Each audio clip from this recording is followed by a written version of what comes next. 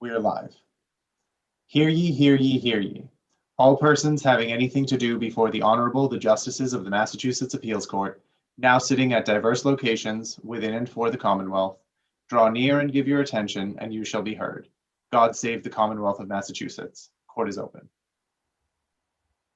Okay, good morning, and welcome to today's remote sitting of the Appeals Court. My name is Ariane Buno, and I'm joined today by Justice Mary Sullivan and Justice Peter Rubin, and we will be the panel hearing your case. Just two brief reminders before we begin, and that is the same rules that apply to oral argument in the courtroom, except for the fact that you can sit during a oral argument on Zoom, do apply. So in other words, my point is that you each have 15 minutes to make your argument, and there is no rebuttal in the appeals court. And second, and I don't want to jinx anything, but upon occasion, we have some technical difficulties during the course of the argument. If we do, we will be patient with you, and we hope that you'll be patient with us as well. So with that preamble, I'm going to call the first case, XL, Recycling versus Freetown Select Board and others, 2020-0560. Attorney Pucci? Good morning. May it please the court. My name is George Pucci, and I represent the Freetown Select Board. This is a case that involves the certiorari judicial review standard of review. And the main focus of our appeal is the Superior Court judge's inversion of the applicable standard of review, ignoring neighbors' complaints about the adverse effects of XL's operations on their neighborhood as the basis for the board's decision. By way of background, XL has a scrap metal and processing recycling business in Freetown. They obtained a junk dealer's license from the town of Freetown from the select board in 2015 originally. Then they built out the property and in connection with a Mass DEP air permit, which they finalized in 2016. They began sort of operations in 2016. Junk dealers licenses are under the statute, chapter 140, section 54, and under the town bylaw. They're discretionary licenses under both the statute and the bylaw. The board may issue junk dealers licenses. And under the statute, these licenses are also revocable at the pleasure of the board. The licenses run year to year from May 1 of one calendar year to May 1 of the following calendar year. So there's just a little bit of background in terms of relevance over the years and the Superior Court decisions at issue leading to the decision now on appeal. If I may, by way of background, there are some references to in the record to a 2007 license, but I gather that that was just a misnomer, that those were intended to refer to the 2017 license. And I also gathered that we're dealing here with the application for the 2018 license. Is that correct? Correct, Your Honor. All right. Is the 2017 license in the record anywhere?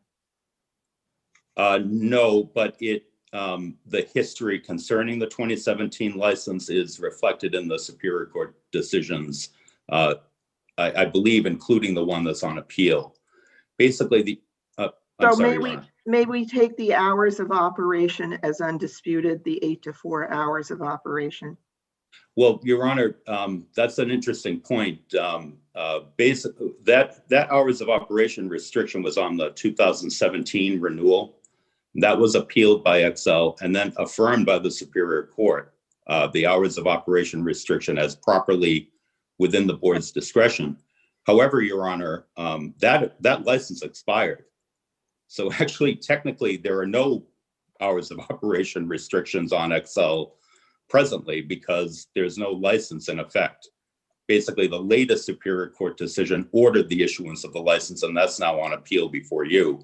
But the hours of okay, so but the 2017 license, the hours of operation when it was in force and effect were 8 to 4.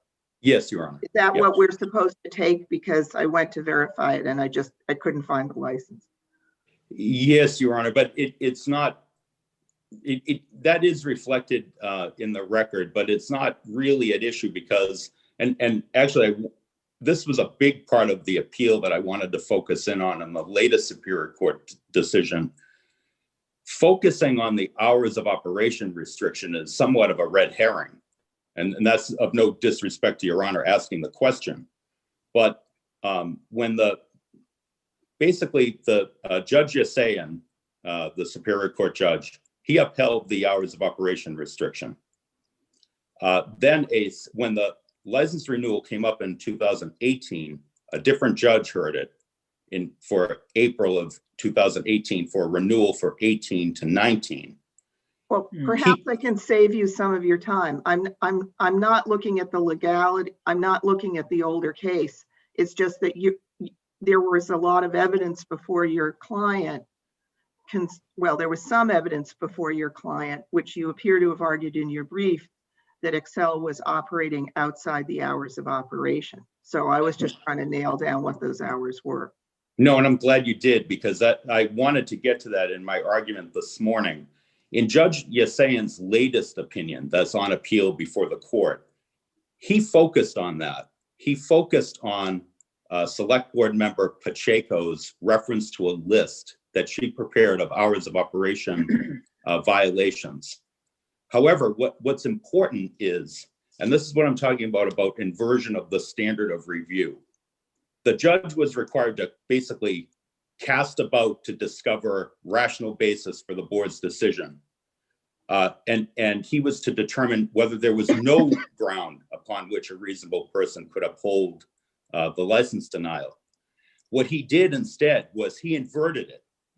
He cast about in the record to find some basis for overturning the board's decision. I'm sorry, can I interrupt you? This strikes me as an important point. This casting about for a reason. Sometimes when we get no reasoning from a court or a board maybe, but certainly from a court, it just says denied. We do kind of cast about and try to figure out if there's support for it. Or there's a substantial evidence test sometimes, and we look around and see, well, was there some evidence, substantial evidence to support this? But in this case, we have two board members who have, not in a written document, but on the record, given among the reasons for their denial of the license. One of them gave this list, and the other one read a letter from a lawyer. You know the items I'm talking about. I guess what I'm trying to figure out is it true that we are supposed to, even if the reasons they gave were improper, cast about for a reason to uphold what they did?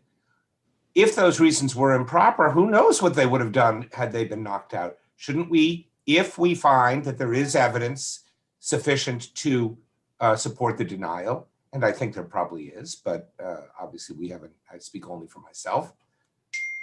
Shouldn't we be remanding the case rather than affirming it because there happens to be something in the record that would support it, even though we have no way of knowing what the actual select board would do if they couldn't use, and I don't know if they could or couldn't use, this list and this letter from the lawyer?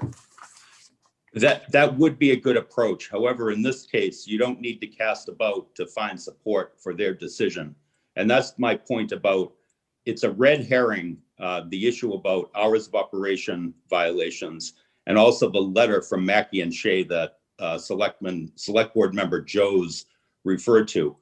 They referred to that, the list was referred to, and the Mackey letter was referred to only in terms of an overall review of the voluminous record that was before them.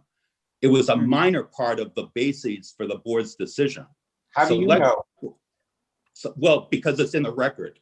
I understand the record has lots of stuff, but how do you know they didn't discredit everything except the list and the letter? I don't know how you know what they were thinking about the rest of the record. It came from their own mouths, Your Honor. Select Board Member Pacheco specifically talked about the neighbors' complaints.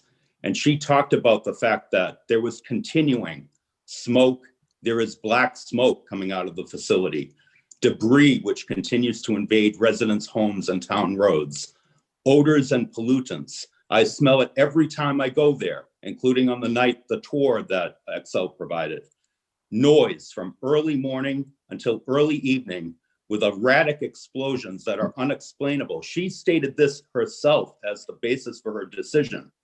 Selectman Jones, despite his review of the Mackey and Shea letter, Selectman, and I have to point out, these are, volunteer members acting in good faith and really trying to put a good faith effort into reviewing everything before them. The Mackey and Shea letter, yes, he referred to on the record, but he was very clear. He acknowledged that the sound mitigation efforts made by Excel had improved noise somewhat, but that noise continued to be a problem, and that there also continued to be problems with air quality, oily odors, and vibration impacts on nearby residents. So despite the reference to the list of hours of operation restrictions, violations, and the Mackey and Shea letter, both board members were very clear on their rationale and what the basis was for their denial. Do you agree that Excel did not have an opportunity to respond to either the list or the letter? I would be happy to concede that issue for the sake of appeal, because they are red herring issues. You don't need a response to those. You say they're red herring issues. I assume you don't mean that there is, I thought there was evidence aside from that list of out of hours operation. And I thought that you're not saying that that is permissible, right? Wouldn't that No, be I'm not valid? saying it's If I cast about in the record, am I not going to find evidence of out of hours operation that by itself would be sufficient to support denial? Well, that's an interesting point. I'm conceding that Select Board Member Pacheco's basis was not the hours of operation violations. However, the case law is clear. That's not a concession. Well, right? Your brother says it was, and that's why it's no good. So it's not really a concession to say. Well, the case law is clear that she's allowed to, rely in part on her own experience, as a local board member. So that list was not improper. What I'm really saying. What's your best case for the proposition that she can go out and personally observe? This is what I saw in the record, that she went out and personally observed for a series of days. She then questioned Excel at the hearing and had them commit that their hours of operation were only 8 to 4. And then on the second day, when they were not permitted to respond, she said, well, their hours aren't 8 to 4 because I went out there and I saw them doing the following things. What's your best case for the proposition that that's okay? That the recent Cumberland Farms case from the appeals court that we cited, that the select board members can base it on their own personal observations. But again, by the way, I'm sure she did it in all good faith, that she was being a conscientious citizen. She just may not have realized, what the rules were about doing that. I'm not casting any aspersions on her, but it's kind of an important issue. I'm also insistent on bringing the focus back that the basis for Select Board Member Pacheco's denial was not violation of the hours of operation restriction. It was the adverse effects reported by the neighbors that I just read from her own words on the record, that she gave the basis for her decision. Understood. What do you say to the judge's point that there is no noise or air quality bylaw or regulation in the town by which to measure that judgment, and that in the absence of that, compliance with DEP's requirements should suffice? I'm saying that that's an inversion of the applicable standard of judicial review. There is no requirement for this licensing decision that the neighbors' complaints, their own personal observations of the adverse effects on the quiet enjoyment of their residences, needs to be corroborated any further than them testifying at the public hearing. It was for the two board members who heard this to judge the credibility of the neighbors' complaints, which I would respectfully suggest that based on the record are obviously credible.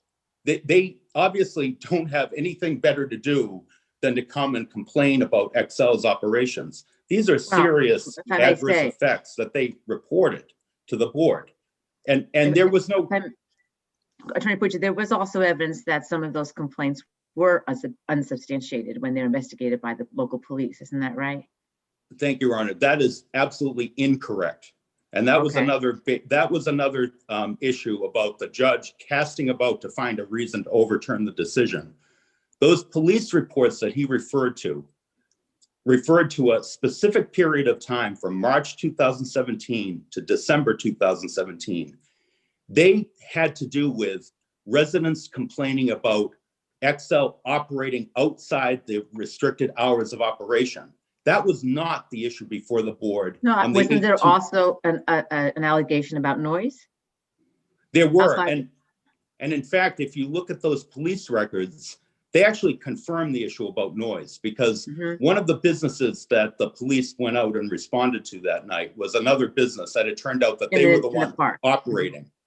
That operator said that when Excel is operating, the building shakes, the ground vibrates. Just the other day before them coming there in 2017, there was an incident at Excel that sounded like an earthquake, according to him. So what my point is about it is, number one, the judge did not have the right to overturn the credibility of the neighbors' complaints about noise based on police incident reports. Number two, those police incident reports did not refute the overall complaints about noise and other issues that the residents experienced from that facility. They had to do with operating outside the hours of operation restrictions in the 2017 license. Was totally not an issue. Okay, thank you for answering my question. I see your time is up. We've used a lot of your time answering our questions, and we appreciate that. Let me just check with the panel to see if they have anything else that they want you to clarify. And I see nothing. And so I will take the rest of your arguments which are well explained from your brief, okay? Thank you, Your Honor. Thank you. All right, we're turning now to Attorney Markey. Thank you very much, Your Honor. May it please the court, John Markey on behalf of the plaintiff in the underlying case and the appellee in this case, Excel Recycling. I want to go directly to what Justice Rubin made as a point. In this case, you have 12 pages in the transcript, pages 734 to 746, in which the select board members describe what the basis is for their decision. 9 of those 12 pages refer to information which was not in the record and presented during the hearing. That's 75% of the time they had to explain their decision was on things that were not included in the record. It is particularly troubling, Your Honors, in this case where there were multiple trips made by Excel to town hall in advance of the hearings to say, please provide me with any evidence you have so that we can provide a record to respond to these items. The reason they did that is exactly because of what Justice Buono said, which was sometimes there were complaints made by neighbors. When we went to go to the police department or the fire department, we found out that, not surprisingly, some of the noise early in the morning or during the day was the result of neighboring businesses in an industrial park. This is an industrial park in an as-of-right use. I do not dispute that the neighbors would prefer if Excel and other industrial businesses didn't operate there and make noise. The reality is they bought residential homes that directly abut an industrial park for which you're asking for a remand so that you have a chance to respond to this evidence? Your Honor, I would respectfully suggest that Judge Hussain found the just result in this case.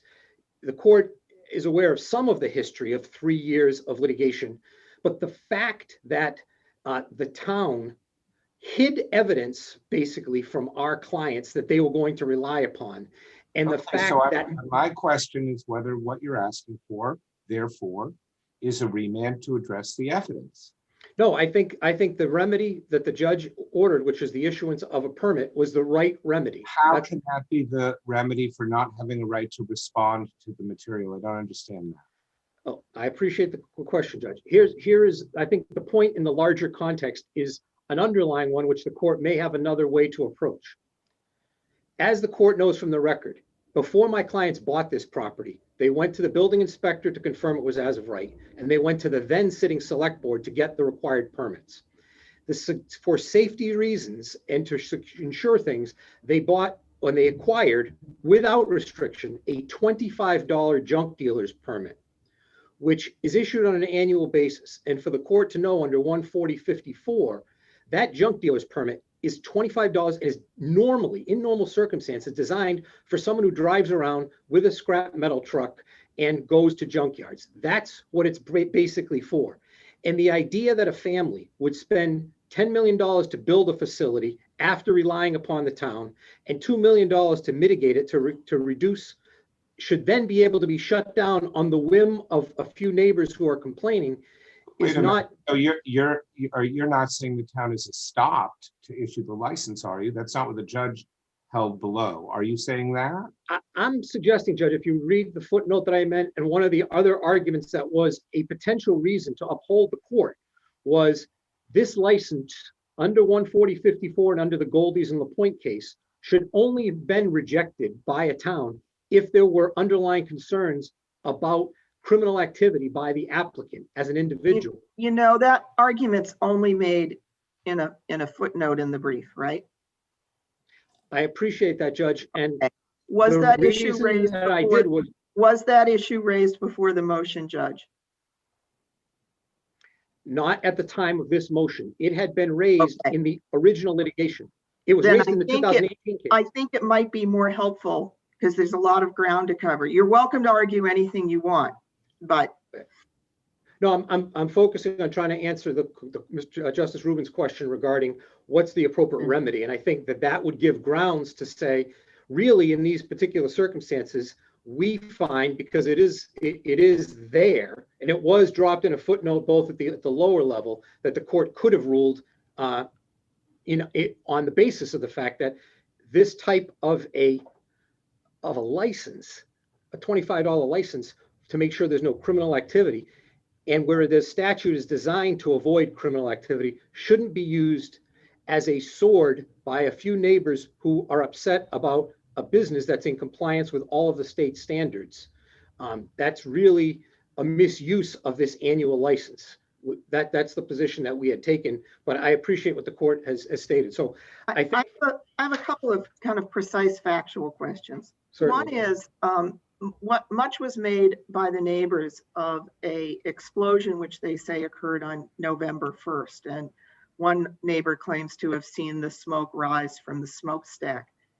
I looked at the record. I didn't see a police report from November 1. Is that correct, that we don't have any contemporaneous police report from November 1? That is correct, Judge. And in normal circumstances, we would not call the police. If a neighbor had called the police and they had come, we would have responded and explained. But if we wouldn't know that they were going to be complaining about a particular day. But to my knowledge, there is no police report from November 1 of 18. Okay, so the police reports that say we weren't able to substantiate this deal with a different period of time. Exactly. And I don't know that Mr. Bucci's dates are exactly right, but the concept is correct. There was a period of time where neighbors made complaints to the police and the fire department. When we went back and got the police reports from those times, and I believe pages 611 to 621 of the record have those police reports, and largely they evidence the fact that either one of two things happened. It was noise made by a neighboring business, no noise at all after hours, or it was noise that was typical for an industrial area, which again, I don't dispute that the neighbor. I'm sorry, Judge. So next question, since there seems to be some disputes about what has happened when or how loud the noise is, are there any surveillance cameras on this property at all?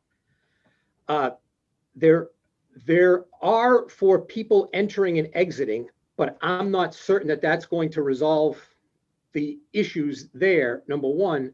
And I think number two, noise is not necessarily something that would have been picked up by a camera to know exactly. It's not the best evidence. The best evidence, Your Honor, Your Justice Sullivan, in the record is that the Mass DEP set up a very rigorous and specific noise testing program. Epsilon Associates went to 3 neighboring houses and to the railroad line that abuts the back of the property and set up and asked them, turn this piece of machinery on, turn that piece of machinery on, turn them all on. I'm And sorry, found that all, if you are saying that that as a matter of law, the select board is somehow preempted from imposing noise requirements above those of the state, I understand that as an argument, although I don't think it's the argument you make. I guess at the end of the day, and I don't know that I think this is a good thing, but it seems like as a matter of administrative law, the board is allowed to decide what evidence is credible and not. And there are, to begin with, there are complaints in the record from neighbors who are not the ones who called the police and are mentioned in the police reports. Beyond that, their credibility of all of the witnesses, including the police reporting ones, is for the, I think, for the select board. Do you have anything that suggests that the select board or a court on review has to find a police report more credible than eyewitness testimony? definitely not, Your Honor. But the point is simply what the court stated in its original question. It appears that the vast majority of their time as a select board was carefully designed to not present us with evidence that we were going to have to rebut, and then to use that at the last minute against us. So that is not what, I mean, No, when I we talk understand about due that. I process, understand they're two different arguments, so yeah. I appreciate the fact We that understand that argument, but what do you say to the judge's point that if the select board, if the select board is going to set a higher noise standard than the DEP sets, or a different noise standard, doesn't necessarily mean higher. It could be just these loud intermittent noises are intolerable. Attorney Pucci says they can do that under Cumberland Farms. The judge said, no, they have to have a bylaw or regulation. What do you say, and what's your best case? I'm going to defer to Judge Hussain on my best case, but I can talk in regard to this, Your Honor, that the specific bylaw in Freetown says if you want to restrict junk licenses, you can make more, the state law allows them to create more restrictive regulations, which they didn't do. As the court has referenced, if they want to make more restrictive regulations, whether it's the Conservation Commission on distance between water and sewer, just as the federal government creates a platform upon which the state can give extra constitutional rights, in this context, I will concede that the state creates a base foundation at the DEP, which we've met and satisfied by all of their professionals and all of our professionals. If the town had created a high level and given businesses who put their houses and their lives on the line by making a $10 million investment when they're invited to town, then got notice, like, we have this standard, you're now going to have to retest yourself at this standard, that would be due process to someone who's made this kind of a life investment. But to suggest that, well, we're going to use the state standard and we're not really going to rely upon all the experts on all sides, but some neighbors don't like this, is not fundamentally fair under due process. I would respectfully Can I suggest ask about things other than noise? That I see your point, particularly where there is a state standard. But let's say neighbors come in and complain, debris lands on my property, or they operate out of hours, or it smells really bad. Can those be, I mean, my understanding of this area of law was that there was some discretion. Those are rational reasons for maybe denying someone a license, and you can be asked to respond to that and so on. But that if that's what it's been like with the place operating, that they don't have to allow a license going forward. Is that incorrect, though? No, I think, Your Honor, Justice Rubin, that your statement of the rules is correct. I think the concern that exists here is that we do have a long history with Mr. Pucci in this case. It is true that in 16 and 17, when this operated, some of the facility did not have covers and canvases on conveyor belts. And so there was what I would refer to as fluff when they were doing some shredding of material that would go off premises. those complaints, although not completely eliminated, and I'm not going to tell the court that it never ever happened, but I'm unaware that that's a major concern anymore. But it clearly was early, and it was addressed just like all the other DEP issues were addressed. When you create a new industrial facility that has a permit with conditions, we were responsive to those things. So I do think the things you reference could be factors that would be considered, but I think they all have to be looking at in the context of the entirety of these proceedings when we were in front of this group of select board members. And I think it's noteworthy as well as to what was going on here. The third member of the select board who did not sit because of a conflict is a direct abutter who ran for office as an opponent to Excel Recycling. Although he didn't participate publicly in these hearings, there is the hint that certainly they knew he would be happier if this result came about that they achieved by not providing us with the evidence in our multiple trips to town hall in advance of the hearing. So I don't think that I have much more to say. I think the court really read the record very carefully and has asked some excellent pointed questions of both of us, but I'm happy to answer any other questions you may have. Let me check with the panel. I don't see any of the questions from either one of them. I don't have any questions either. I want to thank you both very much for your arguments today and for your briefs. We'll take the case under advisement and get an answer back to you as soon as possible.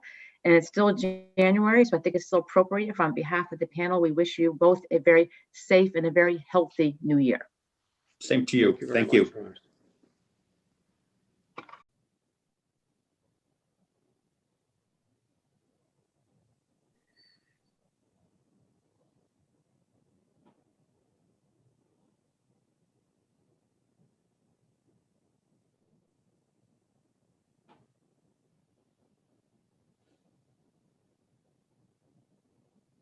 We are live. Okay, thank you very much and good morning and welcome to today's remote sitting of the appeals court. My name is Ariane Buno. I'm joined today by Justice Mary Sullivan and Justice Peter Rubin, and we are the panel that will be hearing your case. You are the only person arguing today. You have 15 minutes to present your argument. I don't even need to give you any more reminders since you're the only one appearing, just to let you know that if perchance we have any technical difficulties during today's argument, we will be patient with you to resolve them, and we hope that you'll be patient with us. So the name of this case is George Ferreira versus Christine Daniels. The number is 2020-0531. And Attorney Chinman, look forward to your argument. Thank you, Your Honor. Good morning, Your Honors. May it please the court. My name is Michael Chinman, representing Christine Daniels.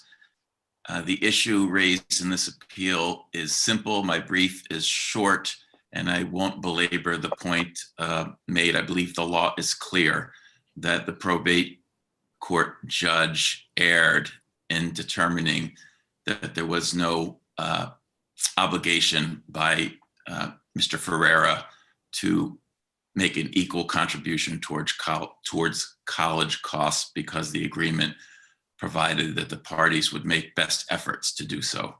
Stabile v. Stabile is very clear that best efforts is an enforceable provision in a divorce order, and it was a provision in this divorce order. The transcript makes clear that the probate court judge immediately went off the rails. I think it's page 5 of the transcript on line 7, I think it is. The judge was unfamiliar with what the divorce agreement provided about college costs.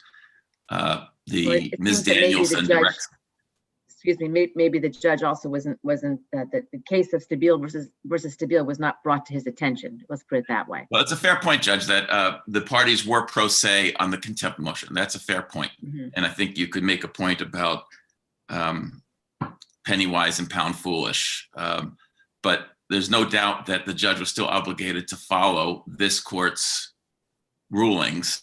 Stabile v. Stabile was good law at that time, and it still is. In fact, this court cited Stabile v. Stabile less than 2 weeks ago in the case Pedro v. Pedro. Yeah, I think the lack of attorney on either side for the parties contributed to the situation we're in today, but that does not excuse the judge from immediately going off the rails. When he was alerted to on line 10 he quoted the provision, and then on line 11, he expresses doubt that it was enforceable. The holding in Stabile v. Stabile makes it very clear that best efforts is entirely an enforceable provision. And the parties relied on that. And I made an error in my brief. I said that 5 years after Stabile v. Stabile, the parties represented by counsel at that time incorporated the best efforts language into their divorce agreement. That was a mistake. It was actually less than 4 years after Stabile v. Stabile. So it's not even before this court. Counsel? Yes.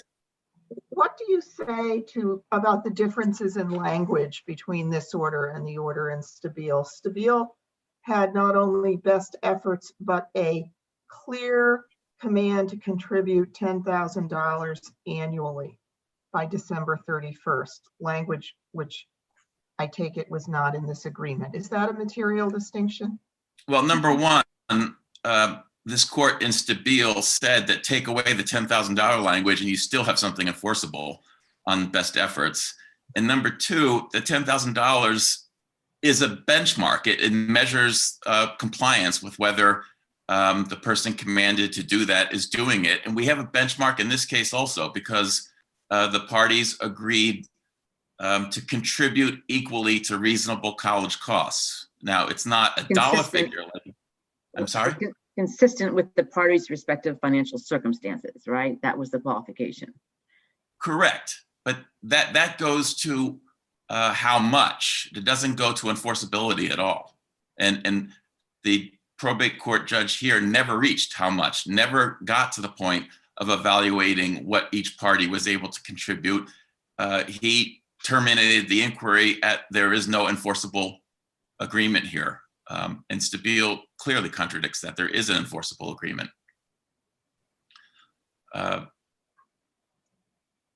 So Stabile, the point I was trying to make is that the issue of whether Stabile should remain good law is not even raised in this appeal. The appellee did not file a brief, made no argument that Stabile is no longer good, and there is no party who was aggrieved by application of Stabile to raise that issue. The party aggrieved is Ms. Daniels, who was aggrieved by the failure to enforce the holding in Stabile. So there's no doubt Stabile was good law a year ago when the probate court judge ruled on the contempt complaint, and that was error. So what is the remedy? If we were to agree with you that the best efforts language required some contribution and that the issue becomes how much, does this require a remand for how much? Absolutely. It's not before this court whether Mr. Ferreira has the ability to pay or how much he should pay or whether he made best efforts. None of that is before this court. The only thing before this court is whether it was an enforceable order in the divorce order. And Stabile says it was, and so it must be remanded back for further proceedings to the probate court. As to both best efforts and amount? Correct. Although presumably best efforts, if the judge finds that the command to use best efforts was not violated, the judge would not get to amount, right? I suppose that's theoretically true, Your Honor. It's hard to see. Not theoretically true, it's actually true, right? Well, I meant it's not actually true in this case. In this case, Mr. Ferreira, he saved less than $5 a week. I don't know anything about his finances. It says consistent with his financial position. You may be right that if he had used his best efforts, whatever that means, he would have had more dollars, right? I'm not arguing for a second that the probate court judge could find that, but that just, again, goes to amount and not enforceability. Mm-hmm. Right. Well, it's a fairly clear-cut question that's been briefed. I for one don't have any further questions. Do you have any? Do the rest of the panel have any questions for Attorney Tinman? No. All right. Well, then, thank you very much. Thank you for your argument. We'll get an answer back to you as soon as we possibly can. And meanwhile, it's still January, so the panel wants to wish you a very safe and very healthy new year. Thank you, Your Honor. I wish that to you all.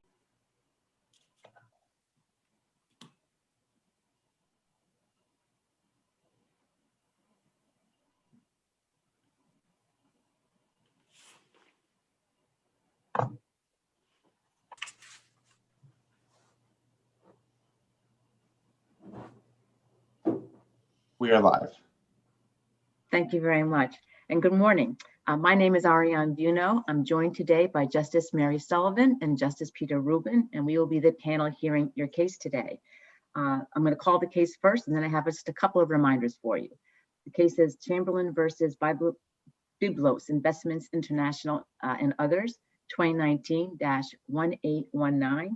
Just want to remind you that you each have 15 minutes to present your argument, and there is no rebuttal in the appeals court. And that in the case we have any technical difficulties, and we hope that we don't, we promise that we will be patient with you, and in return, we expect you to be patient with us. Usually they resolve fairly quickly. With that said, I'd like to go ahead and ask Attorney Chafin to begin your argument. Thank you, Your Honor. Members of the panel, may it please the court. My name is David Chaffin. I represent the defendant appellants. They are the trustees of the 549-551 Boylston Street Condominium Trust, the trust itself, and Biblos Investments International, LLC. 549 to 551 Boylston Street is a 5-unit condominium building. The 549-551 Condominium Street Trust is the organization of unit owners for that condominium.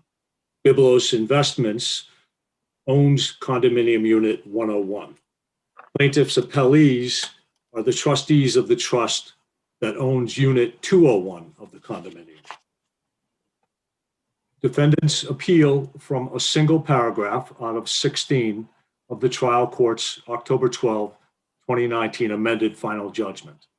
There, the trial court declared that an exhaust agreement covered areas within a condominium unit, unit 101, and common areas, and that the proceeds from that agreement therefore had to be split 50-50 between the unit or the unit owner and the condominium trust. This was error. Defendants therefore asked that the court reverse paragraph 7 of the amended judgment and order the entry of judgment that the proceeds of the exhaust vent agreement belong to unit 101. The material facts are not numerous, nor are they controverted. They are as follows. In 1998, a company called Molded Antennas for Telecommunications owned the building at issue. On August 20, 1998, Molded converted the building into the condominiums at issue by recording a master deed under Chapter 183 of the General Laws. I'll come back to some of the terms of the master deed in a moment. Unit 101 of the condominium, owned by Biblos, comprises the basement, first floor, mezzanine, and back half of the second floor of the building. That is Unit 101's mechanical room. It was the subject of some prior litigation, including a case that reached this court. The second floor rear, again, is the mechanical room. The second floor front is Unit 201, owned by defendants. In January 1999, after the condominium was created, the owner, Molded, entered into, as Molded, not as the trust that was then the unit owners organization, entered into the exhaust agreement. Under this agreement, the building next door obtained the right to use the exhaust vent system of 549-551 Boylston Street to vent the exhaust from the restaurant in the next door building. Do they share a common wall? How does that work? I believe it is a common wall, Your Honor. There is no space between the two buildings. I see, okay. The exhaust vent consisted of elements, ductwork, and the like in the mechanical room of Unit 101, the rear mechanical room up on the second floor, as well as ductwork that ran up the back of the building and up to the roof. The system, as Judge Wilkins found, could and cannot function without both parts, the part within Unit 101 and the part outside. The exhaust system, the vent system, has been used by Unit 101 tenants at various times, not always, as well as the building next door. It has never been used by any other unit in the building, 549 to 550. I don't understand the part that's outside. Yes, Your Honor. Do you agree that's common area? Is that common area? Yeah. I don't believe so, Your Honor. No. It's outside. It is outside. Agreed, Your Honor. So Well, why isn't it common area? for a number of reasons. First of all, if you read section 4E of the master deed, it provides that conduits, pipes, et cetera, that are within a unit are a part of the unit. Now, given Judge Wilkins' finding that this was a unitary system, right? It wasn't, components. I don't believe that it's fair. He has read into that language that a conduit has to be exclusively within the unit. We believe this is one unitary system, and the language of 4E doesn't permit dicing it up based on inside and outside. Well, except you're saying that it's the inside, the unitness of it that makes it unitary. You could say it the exact opposite way, right? Which is, this is something that's outside the building. Part of it extends into the building, but it can't be both, so it must all be common area. I'm not saying that's right. I'm just saying I don't, you know what I mean? Well, it's not the insidedness that makes it unitary, Your Honor. It's the functionality. It can only work, as Judge Wilkins found, together and as one unitary whole. And since part of it is... Why isn't that exactly why this equitable 50-50 split is completely reasonable? Well, again, for several reasons, Your Honor. So we rely on section 4E, for example, of the language. The other reason is none of the other units in this building can utilize this exhaust vent for a number of reasons, both physical and because of restrictions in the master deed. This is something that relates only to Unit 101, and that would mean the maintenance portions of it as well. I think the judge has inserted the word exclusively into the language of 4E. At worst, for our and there is an exception, as you know, for a conduit that services other units. That doesn't apply here because this system doesn't apply at all. I think the argument at worst, Your Honor, if you parse the entire master deed, you've got at worst some ambiguity with respect to these components in particular. So what do we look at to determine what is meant with respect to these components in particular? So we look at 4, which defines the units, but it doesn't say, the language itself isn't clear because it refers to Exhibit A of the master deed, which is just the property description. It isn't a listing, it isn't plans, it's Exhibit A, it's a property description. And it says here are the components of the unit. And then the closest thing in 4 to what we're talking about here would be the description of conduits. Admittedly, it's not perfect here. So what else do we find in the master deed that is helpful on intention? And what else do we find that the declarant did through this master deed? If you look at 5, the discussion of HVAC systems in this building, it talks about each unit has its own heat pump, and the parts of that heat pump, even exterior to the unit, are part of that unit. Now, admittedly, this master deed didn't reference this exhaust stack specifically, but the intention with respect to the highly analogous heat pumps and the exterior conduits from the heat pumps, to have them be part of the unit, I think bears on what was intended with respect to the exhaust. Do you agree that this legal question, is this a common area, the outside part, or is it part of the unit? That's an essential question to this case, and that if it's an outside area, this is an affirmance, a common area, it's an affirmance, and if it's an inside area, it's a reversal? I think if it's a common area, it's affirmance on the first part, that remedy issue aside, right? But yes, the common area would be, of course, step one that plaintiffs need in order to get get what Judge Wilkins has done affirmed, agreed. But again, is it common area? The other reason it isn't common area is if you look at 183A, Section 1, which defines common areas. This exhaust system is nothing like a common area. It isn't common. It doesn't serve any of the other units in this building. It serves exclusively 101. They put there for that purpose. It isn't like the hallways. It isn't like the elevator. It isn't like the stairs. Does that matter if it's outside the building and we conclude that outside the building are common areas? Some of the language in 5 refers to on the building.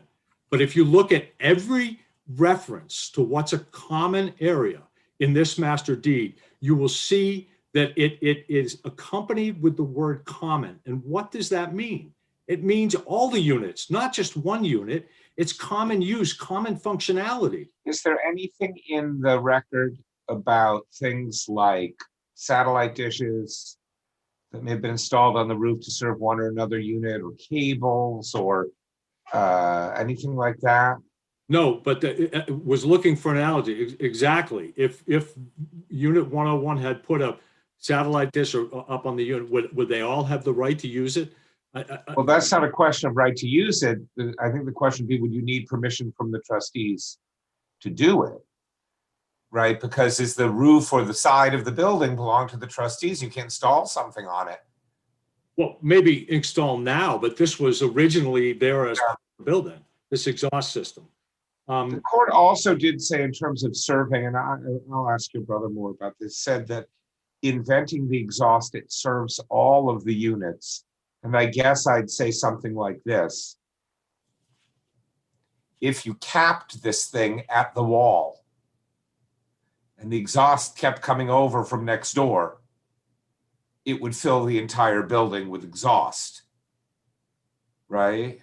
So in that sense, doesn't the venting part of it serve all of the units? I'm sorry, I don't follow you, Honor. The exhaust comes into the system from next door. Yes. And is then vented. It utilizes in part the part inside the apartment, and then it goes outside the apartment up through the stack. If you closed off the stack, let's say you disconnected it at the wall and capped it, and the outside part were gone altogether and capped. Yes. The wall belongs to the condo and they cap it. Wouldn't the building fill up with exhaust from next door with no way to vent it? I don't and believe therefore, mightn't the vent itself actually serve all of the units of the building by ensuring that exhaust from next door is vented rather than polluting all of the apartments in the building? I don't believe, Your Honor, that the vent from next door actually enters the building. That I believe it attaches to the vent system on the exterior of the building. I could be. What is the role of the inside? I don't understand then what the inside has to do with it at all. So it's an entire. Well, we have the finding by Judge Wilkins, and that was. But it's the entire exhaust vent system. All I can think about analogously is the vent system for a septic system, having just gone through that nightmare. But anyway, it's an entire unitary system. I believe it attaches outside. Do you think that if it were disconnected, the whole outside were disconnected from the unit, it would still work? Venting the next door neighbors. It would. I believe it would still work, but it would vent the exhaust at a much lower level. The idea is to get it up high, obviously. Yeah. So, no, but the outside part has the stack up high, right? Or it's blowers and things inside. Yeah, they're right. Blowers keeping the air moving. Right. So, at the risk of asking the obvious, do you agree that the exterior wall is a common area? Yes, Your Honor. Okay. And it's attached to the wall. Agreed. But again, this doesn't serve. I know I'm beating a dead horse a little bit here. This isn't this vent system is not a common element. And it is, as the closest language in this master deed to this system is the conduit within a unit, and this is partially within a unit, or you look analogously to the HVAC, or you look to what Molded intended at the time. Molded signed this agreement. It was the declarant of the trust. Certainly that it signed this agreement, kept the proceeds, believed it could enter into this agreement, what it intended with respect to this exhaust vent system. It called itself landlord.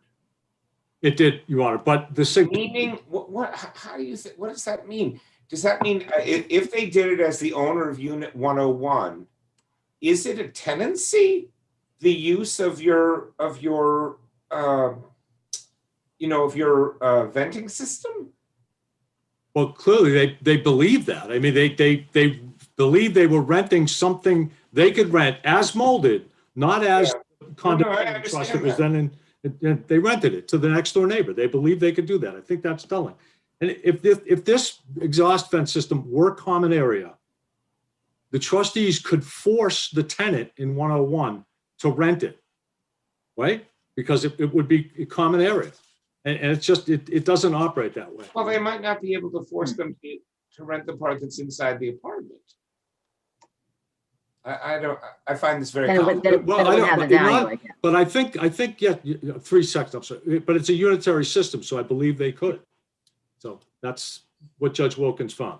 In other words, just to be clear, I'm sorry to ask you this at the end, because otherwise the venting system doesn't work. In other words, it needs the parts that are inside Unit 101 in order to function. Right? That is the finding. I'm sorry I didn't address the second argument. No, that's clear. I just wanted to thank you very much. I'm going to see if the panel.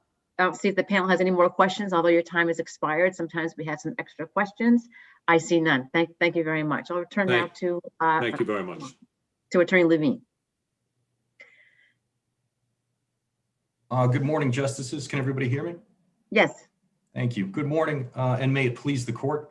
Alex Levine for the plaintiff appellees, Walter Chamberlain and Yin Kao Ho as co-trustees of the Walter Chamberlain Revocable Trust, which I will refer to as the Chamberlain trustees. The trial court found the exhaust vent to be a common area element in accordance with Section 4 and Section 5 of the Master Deed. Section 4 defines unit property, which does not list the exhaust vent, and Section 5 lists the common area property, which does not explicitly reference the exhaust vent, but the trial court most reasonably allocated this exhaust vent to subsection F of Section 5, which classifies common area elements as, quote, all other apparatus and other common equipment wherever located in, on, or around the building and not located within the borders of a unit. We are at the appellate level because these condominium documents are not clear about the exhaust vent, but a logical reading of Section 5F does reasonably conclude that this exhaust vent fits into that category. Does it have to serve more than one unit to be a common area? Sometimes, but not necessarily. The condominium statute is an enabling statute and enables developers to draft whatever they like in the master deed and the declaration of trust. In this Section 5F, a common area element doesn't necessarily have to serve multiple units. And this just plainly states that if it's located in, on, or around the building, so it's wherever it's located, and not located within the borders of a unit. And in this particular, do you know anything about how, is it in the record, anything, I asked your brother this, about how, for example, satellite dishes, cable wires, anything like that on the outside of the building that then service a single apartment are treated? I did not find anything on the record. And as a general rule, in the context of condominiums, it is not necessarily dispositive. Again, you can find condominium documents that say a wide variety of topics, specifically for satellite dishes, to address your question. That is most commonly dealt with exclusive use easements, as in this dish is unit property, this dish is on the common area roof of the condominium, and the association will allow you to maintain that. Satellite dishes are actually governed by the First Amendment, so there is some right to have that. However, you are on the common area roof and the association will grant you an exclusive use easement which if it's not specifically referenced in the condominium documents, thereby already being granted, a separate easement document would be recorded in the registry. And there is nothing in these documents about any type of outside the building mechanism or anything being allowed by easement granted in any of these documents. That is correct. There are exclusive use easement grants that are listed in the master deed specifically for Unit 101.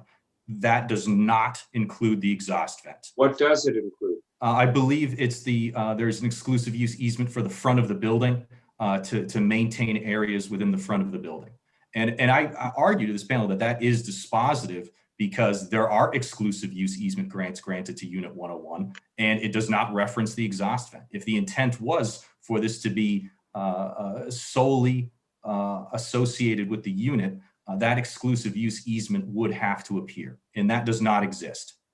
And in particular, this vent either goes through a common area partition wall to a neighboring building and or links around the exterior of the building. Only the association has the ability to grant a neighboring building a right to either enter through a common area wall or to change the exterior appearance that's governed under the Architectural Integrity Clause to connect to an exhaust system that is attached to the exterior common area siding of the building. So we know if this attachment existed prior to this being converted to condos? Yeah. I am not aware of that, Your Honor. I am not aware of that. And it's quite possible that the intent all along, which is not entirely clear, but can be seen from the condominium documents and the exhaust agreement, was the intent all along was to have the exterior exhaust vent structure maintained as a common area element, possibly for the exact purpose of being able to use it for one building or the other. The association receiving the rental proceeds. If a restaurant there's a restaurant in the building next door? That's correct. I believe it is a Wendy's restaurant. And has there been a restaurant in Unit 101? I don't believe so. There was a short window of a few years, I believe, before Unit 101 was sold to its current owner, which is now maintained as a dentist's office. There is on the record that at some point the exhaust system was used for 101. However, it was not dramatically elaborated on the record. And what about, excuse me, go ahead. No, please. No, I was going to ask about repairs. What about the cost of repairs then? In other words, what's your position with respect to that? Has this been maintained? Have there been repairs made? Do we know anything about that? That's an excellent question. I was not the trial lawyer, so I only can kind of go what is based on the record, and from the record. That's all we ask. From the record, the only thing I can conclude is that the actual lease agreement for the exhaust vent does assign and discuss maintenance responsibilities for the Wendy's, as in the Wendy's restaurant next door would have the right to access the condominium's common area roof, which is where part of the structure is located, in order to conduct maintenance. We'll look at the lease agreement, but let me ask you this. If in fact this lease was signed by a unit owner, which it seems to have been, is it valid? That's an interesting question. I believe this is a classic example of developers moving slightly too quickly, and what occurs in the condominium context shortly after the condominium is declared, and most of the units are sold to one entity. Sometimes it is treated like a landlord owns the building. I would purport that the quote unquote landlord, the signatory, is the signatory to the exhaust agreement, although signing in a different capacity, is also one of the original trustees of the condominium trust. It's quite possible the intent all along was to be binding upon the condominium trust. It's very clear from the assignment of rights that only the condominium trust and the association would have the ability to assign these rights to a neighboring building. Is the lease time limited? I believe it's automatically renewing. So there is only one agreement signed one time that has been automatically renewing. There was an amended agreement. I believe there was an amended agreement on the record that does not change the material terms. Signed by MAT while it was still the owner of 101? Or by the Biblos Trust? Or whatever they are. I don't want to waste the court's time, but since I'm doing this from I can keep it up. no, I actually think it's 148 of the appendix. I'm moving a little quickly, so 149, I believe, is the signature page. Yeah. Executed by the LLC, 535 to 545 Boylston Street Properties LLC. So that's the neighbor. That's the neighbor. Bilbos Investments International LLC, unit owner of Unit 101. However, and again, I make the same argument. What year was that? 2009. And do we know how much rent are they paying now? Does it escalate by itself, or how does that work? Rent, or whatever you want to call this fee, whatever it is. And I am not sure what the rent is. And part of what I'm asking the relief for is if this panel either affirms the judgment or concludes that all the proceeds are owed to the condominium trust to hold an assessment of damages hearing. I'm sure it's on the record somewhere in terms of the lease of what it is, but the actual dollars and cents calculation, I do not believe has been firmly established at this time. Do you agree with your, now that you've read the responsive brief, that without a cross appeal, we can't give you the additional relief you asked? It is undisputed. There was no cross appeal, so that's undisputed.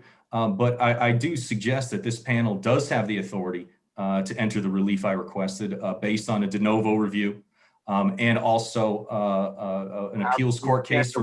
Unless I missed something, without a cross appeal, we can't award more than you've got half. So an appeals court case, 1979, O'Connor versus City Manager of Medford.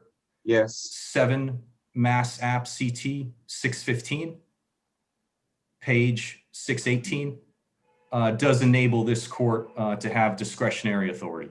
And it's up to this court of whether it wishes to exercise that or not. But I do advocate. Forgive me, Your Honor. No, please. I do advocate.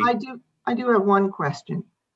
Let's say there's a grease fire in this exhaust, which damages both Unit 101 and other units, and compromises the structural integrity of the structure on the wall. Heats the brick, burns the structural supports. Whose obligation is it to repair what? Well, I cannot advocate on behalf of the association. It would appear that the association should use the lease agreement to say that the Wendy's restaurant, thereby utilizing it, would be responsible for this cost based on breach of contract and essential negligence in failure to maintain the exhaust vent system that they are given a right to use. Wendy's then says it wasn't us, it was an electrical problem at your end, and in the meantime, the repairs need to be done.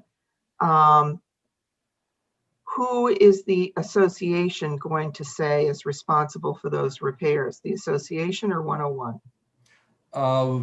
If the ultimate, well, I guess quite frankly, insurance would probably have to battle it out. But if Wendy's is specifically saying, for the sake of argument, that it was caused by an electrical problem, not by any negligence on behalf of Wendy's, that would appear to be attributed to common area electrical systems.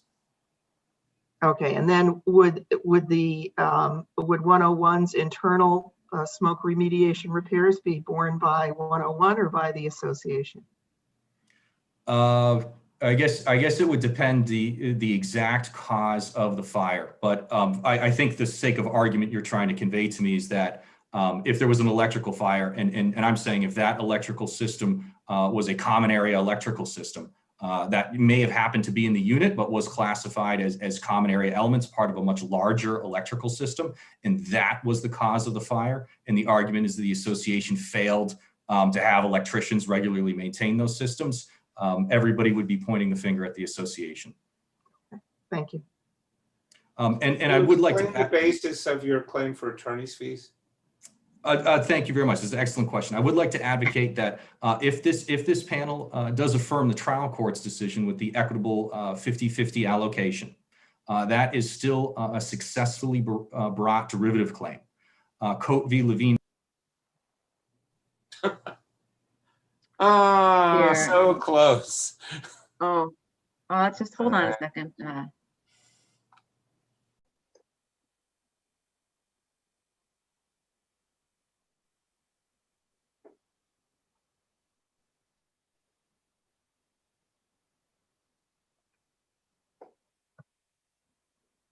We are live again. Okay, thank you very much. All right, we had a brief recess, unintended, because we had a little snafu with our technical prowess, and we lost Attorney Levine for a short period of time. You had about a minute and a half left for your argument, and so why don't you pick up now where you were? Thank you. Thank you, Justices, and thank you. Is everybody hearing me okay? Yes. We do hear you. Oh, Yes. okay. It was a little lagged. Let's succinct is always best. A successfully brought derivative claim in the context of a corporation or a condominium comes with it an award of attorney's fees. Cote v. Levine requires certain claims in the context of condominiums to be brought derivatively. As reflected on the trial court record, other successfully brought derivative claims did come with an award of attorney's fees. The trial court addressed a whole multitude of issues. This is only one of them. Other successfully brought derivative claims came with it an award of attorney's fees. The reason being is that any funds allocated to the condominium trust are not going to go to the Chamberlain trustees. The Chamberlain trustees own one unit, own 8% of this condominium, and this lawsuit is in the context of a much larger dispute on a whole host of issues against what is a 92% beneficial owner of the condominium. I'm sorry, I don't fully understand what you're telling me. Are all derivative actions in condominiums, all of which presumably represent a minority share suing because the majority share won't, are they always entitled to attorney fees? Yes, Your Honor. That's what I Is advocate. there a statute or just a case? There is just a case, and it's not specifically highlighted in Cote v. Levine. Cote v. Levine says certain claims need to be brought derivatively. There's two other cases in my papers that I cited that says in the general context of derivative claims, because most of them come in the form of corporation disputes. Claims, non-stockholder derivative claims, condominium owner derivative claims. Is that right? I have not found a case that directly states that, but that is the status of the law based on the connection of cases, and that's what the trial court did recognize at the Superior Court level. Awarded you attorney fees below? That's correct. Like I said, there's a whole multitude of claims that were brought, successfully brought derivative claims. Some were specific to the Chamberlain trustees. Others were derivative in nature. This is one of the claims that were derivative in nature, and so you other got derivative fees claims allocated by the trial court based on which were derivative and which were not. Is that what happened? That's correct. And that award has been made. That award has been made, but has not been paid. Well, that's between.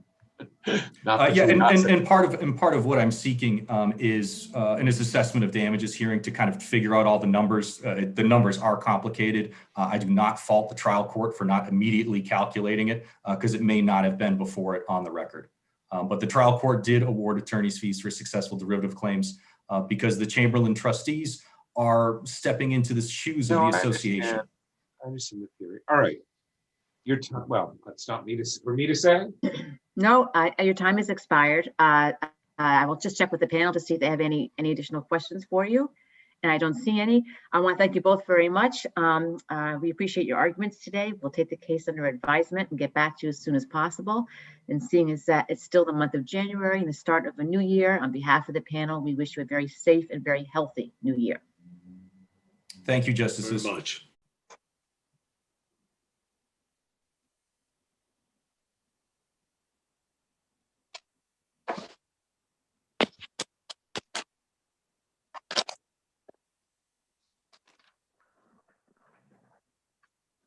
Good morning. May I begin? No, just one moment. That 30 seconds live. seems like a long time, doesn't it? Okay, now we're live. All right. There is a bit of a lag time between the time that we go live. So good morning and welcome to today's remote sitting of the appeals court. Let me call the case officially. It's JD versus SD 2019-1616. And I have just two quick preliminary announcements before we begin the argument today.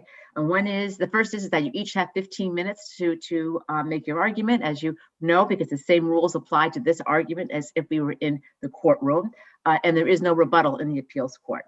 And second, upon occasion, we do run into some technical difficulties, and if that happens, just please be patient. We'll figure it out, and I'll emphasize that we'll be patient with you, and we hope that you'll be patient with us. All right, so I've already called the case, and so Attorney Anthony, you represent the appellant, so we'll hear your argument. Yes, thank you. Good morning. May it please the court, Christine Anthony for JD, the husband in this matter. The husband appeals from a judgment of divorce issued by the trial court due to the clear errors committed by the judge and the judge's abuse of discretion with respect to her findings of fact, rationale, and judgment. Specifically, the husband appeals from the alimony and child support orders, the property and debt division, and the provisions related to the health insurance. By way of background, the parties had a 22-year marriage and 3 children were born of the marriage. At the time of the divorce, all 3 children were dependents. The 2 oldest were in college and the youngest was a senior in high school who was headed to college.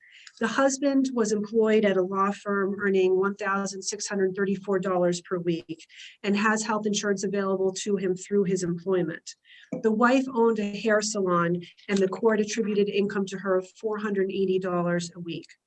At all times during the marriage, the parties resided in a home owned by the husband's parents, and the parties never during the marriage paid rent or a mortgage. Early in the parties' marriage, the husband's mother, after the death of her husband, built a home at 6 Silva Street, which became the marital home, with no contribution from the parties. Title is held to that property in the Bento de Silva Real Estate Trust, of which the husband's mother is the 80% beneficiary and each of the parties has a 10% interest in the property. The parties and the children resided in that home with the husband's mother until the wife voluntarily vacated the home during the pendency of the action. The husband continues to reside in that home with his mother and the parties' 3 children, and the children had no relationship at that point with the wife. During the parties' marriage, they took out 3 separate mortgages on the property. The last mortgage that's still in place was for $90,000, and that was the principal balance. During the parties' marriage, the husband's mother also bought 2 other properties with relatives and put her 50% interest in the name of the husband and the wife. At no time did the parties contribute to the acquisition, the preservation, or the maintenance of any of that real estate or the trust interest. I think that you can presume that we're fairly familiar with the record, although having said that, I undoubtedly will make some gaffe during the course of this argument. But I'd like to just check on a couple of matters in the record to see what is and isn't in before you proceed with your substantive arguments. Am I correct that we don't have the proposed findings and conclusions from either party in the record? Correct. Well, it would be helpful then, as you argue, to let us know whether issues were raised in the trial court or not that you argue. And for example, you may be able to answer this quickly. I don't know which one argument you'll turn to first. But your argument that the probate court judge failed to include alimony that the husband was ordered to pay in the wife's income and exclude from the husband's income when calculating child support. Was that argument made to the trial judge? The argument in the trial court, Your Honor, was that this was not a case where alimony was appropriate. So the calculation that was presented by the husband to the court was one simply of child support. But with respect to that issue, when calculating child support, the court is obligated to include all of the income that either party has under the child support guidelines. So when the court exercises discretion, and it certainly has a discretion to do so, I'm sorry, Your Honor, did you have a question? No motion to reconsider once the decision came out? There was a motion for reconsideration, yes, that was denied by the trial court. I believe That's that my right. sister included that in her submissions to the court. Right. So it was raised after the fact, was my understanding. It was raised at, yeah, and is the argument you're making to us now one which you made to the trial judge on the motion to reconsider? yes, it was. Okay. So when the judge calculated the child support, she's obligated to include all of the income into the guidelines. And that income is that the wife had for purposes of her payment of child support includes the alimony that was paid by the husband to her. And if the judge does not do that, then it really creates a mathematical fiction. You have a citation for that? My citation, Your Honor, would be that the child support guidelines specifically include all, it says. You don't have a case citation. Your Honor, there is no case law on that point. How can there be no case law on whether alimony is or isn't included in income for purposes of child support, an issue that only arises many times every day for dozens of years? I think the answer to that, Your Honor, would be that under the guidelines that were issued in 2018, which were, I believe, the first guidelines that post-dated the Alimony Reform Act, Judge, I think from a practical standpoint, most practitioners have taken the position that alimony is income includable for purposes of child support. Doesn't it depend on whether you calculate child support first or alimony first? If you calculate child support first, then it wouldn't. And then the fact that child support is paid would have to be calculated into ability to pay on the part of the payor spouse, or in this case, well, yeah, the payor spouse in every case. If you do it second, then you've already made the alimony order and transferred some income, and then you would do then you do it you'd include it. Am I missing something there? What says the judge has to do it one way or the other? Nothing says that the judge has to do it one way or the other, because the child support guidelines specifically give the judge the discretion to decide how it is that he or she wants to calculate alimony first or then child support. But in this case, when the judge exercised her discretion to first do an alimony calculation, that then becomes income to the wife that she has available to contribute to the support of the children, and it takes away from the husband's available income to support the children. Was the child support awarded the guideline support? Yes, the judge calculated the guidelines based on 3 children over the age of 18 in her discretion. Would it be different? Would it be different if we had changed? I don't remember, the alimony is, I don't remember how much, but would it be, how much difference are we talking about if you use the same guidelines, but you reduce the husband's income by the alimony and increase the wife's? Although, isn't this a case where the wife her income is an imputed income anyway, right? It was an imputed income, Judge. And so it's higher than with the alimony anyway, right? Yes, Judge. I think so. It's what are we talking about?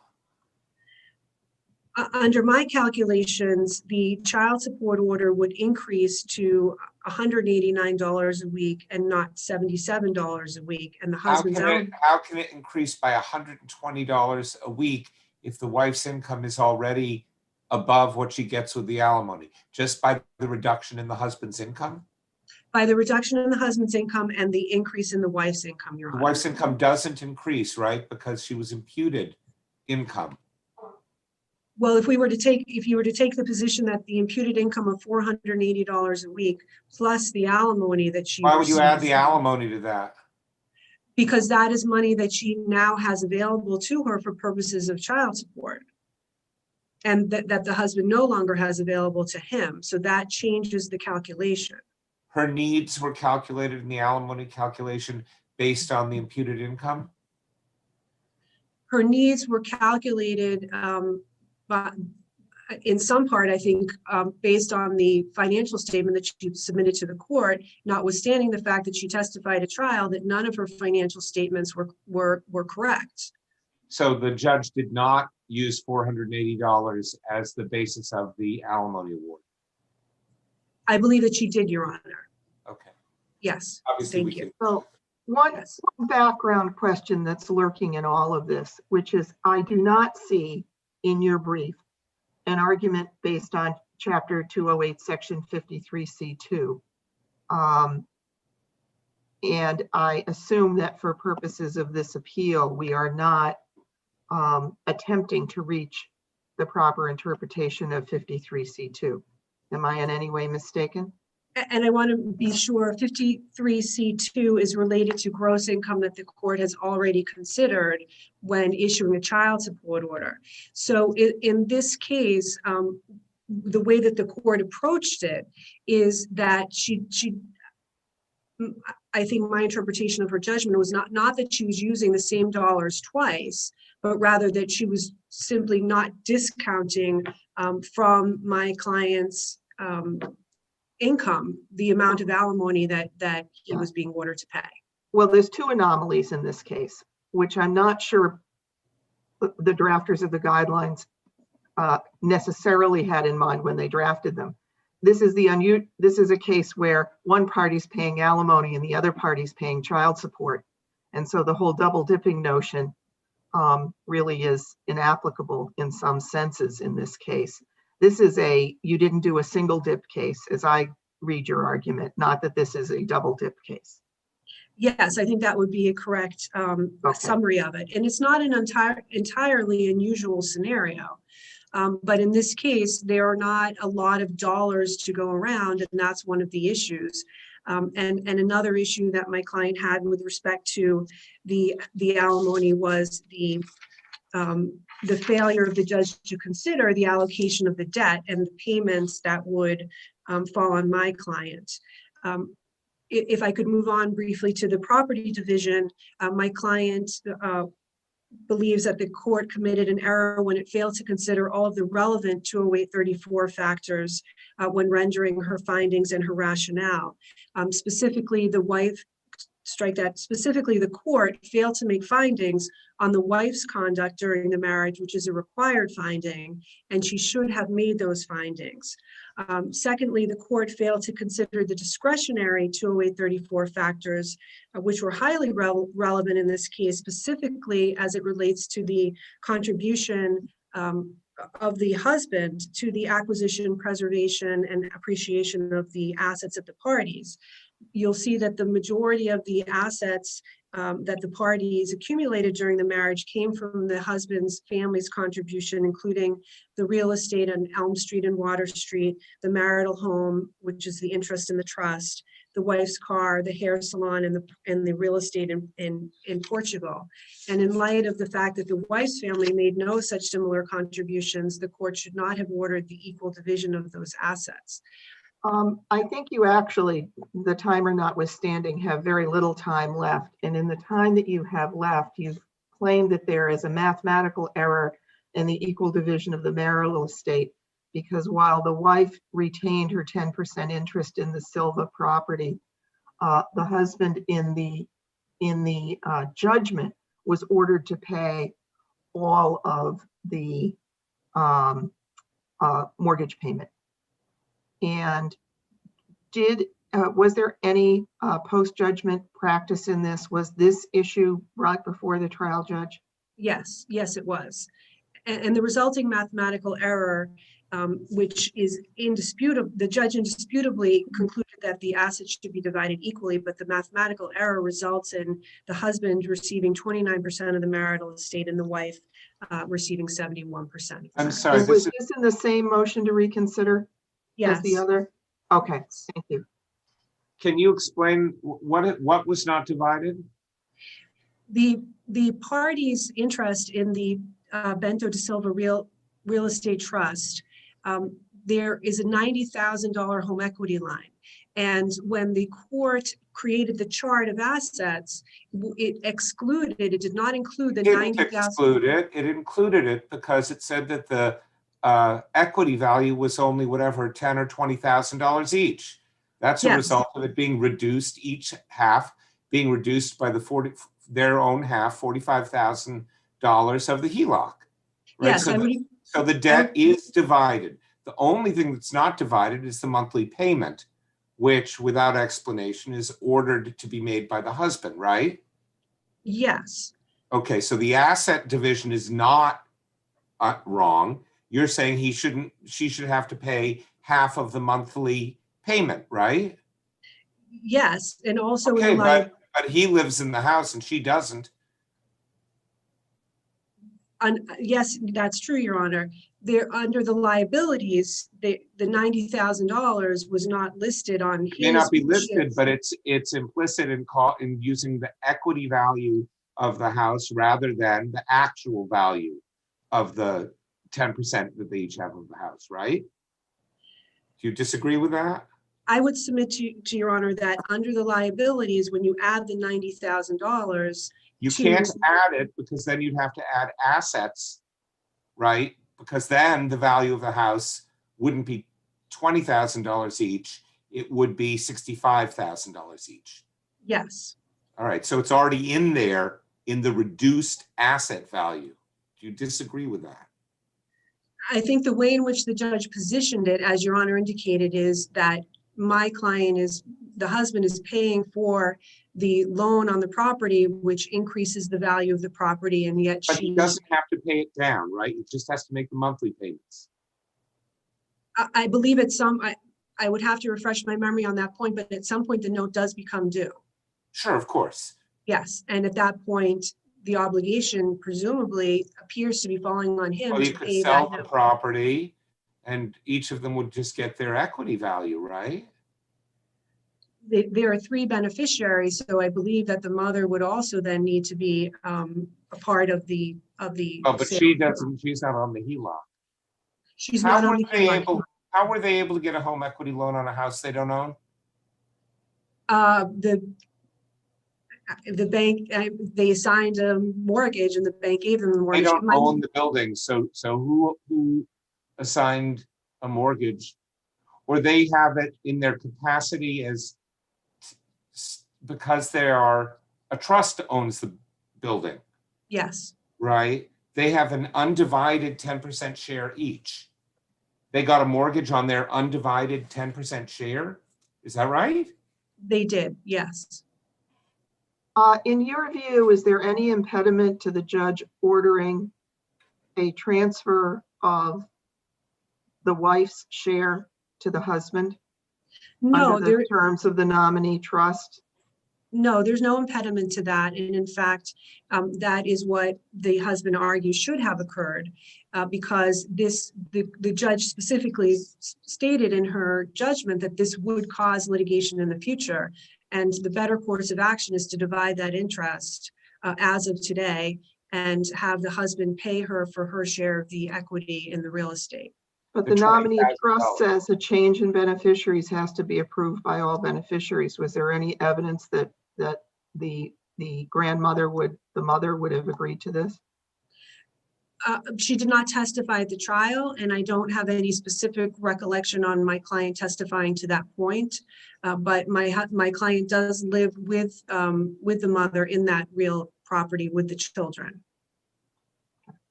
Thank you. All right, so your time has expired. Yes, thank you. I know that the panel had my co-panelists had a number of questions for you. Thank you for answering them. And let me just make sure they don't have any additional questions before we hear from your sister. I see no other questions. Okay. Thank you very much. Thank you. Attorney Kathawala, we'll hear from you. Yes, good morning, Justices. Thank you. May it please the court, as Your Honor is aware, I represent SD, the appellee in this matter. I think one of the items I would like to immediately address, Your Honors, is the addendum that is in the brief for the appellee, because at memorandum and order and decision on the 299 motion, which is equivalent to what your honors were considering calling a motion for reconsideration, which we now call a motion to alter and amend. I believe, your honors, that had this been perhaps more strikingly brought out in the appellant's brief, we would not perhaps be here today or discussing the matters relating to whether or not alimony should be given first or child support should be given first. I draw your honor's attention, actually, it's page 26 of the appellee's addendum. It essentially addresses, number one, I believe one of the justices asked, is there a case on this? Well, there is a case that speaks somewhat to this. It is a 128 decision, but it is a Casey v. Sweeney. It is outlined in Judge Melia's memoranda of decision and order, which speaks to exactly the issues that we initially started out with, whether or not alimony can or should be calculated first, whether child support should be calculated first, whether the judge has the discretion to do either first. And of course, I think everyone agrees that is the case. Moving on from there, there is a very thorough analysis which would have been, I would suggest, very helpful to this court, reviewing exactly how Judge Melia arrived at what she considered to be the way alimony of a non-party versus a party to an action should be considered. And she writes, again, very thoughtfully, in the last paragraph of page 1 of 2 of that memorandum and order, outlining how and why the guidelines give some instructions as to whether or not a party to an action's alimony should be considered in calculating child support. She suggests, by way of her analysis, that no, it should not, that the promulgators of the guidelines specifically talk about a non-party's alimony income. So a non-party to the action. Isn't that argument carrying a little bit too much, though, when you take a look at section 53C2, and it's very clear, and even though we're not going to apply 53C2 to this case because it hasn't been argued in that manner, isn't it very clear from the statutory language in 53C2 that there are times when alimony is income?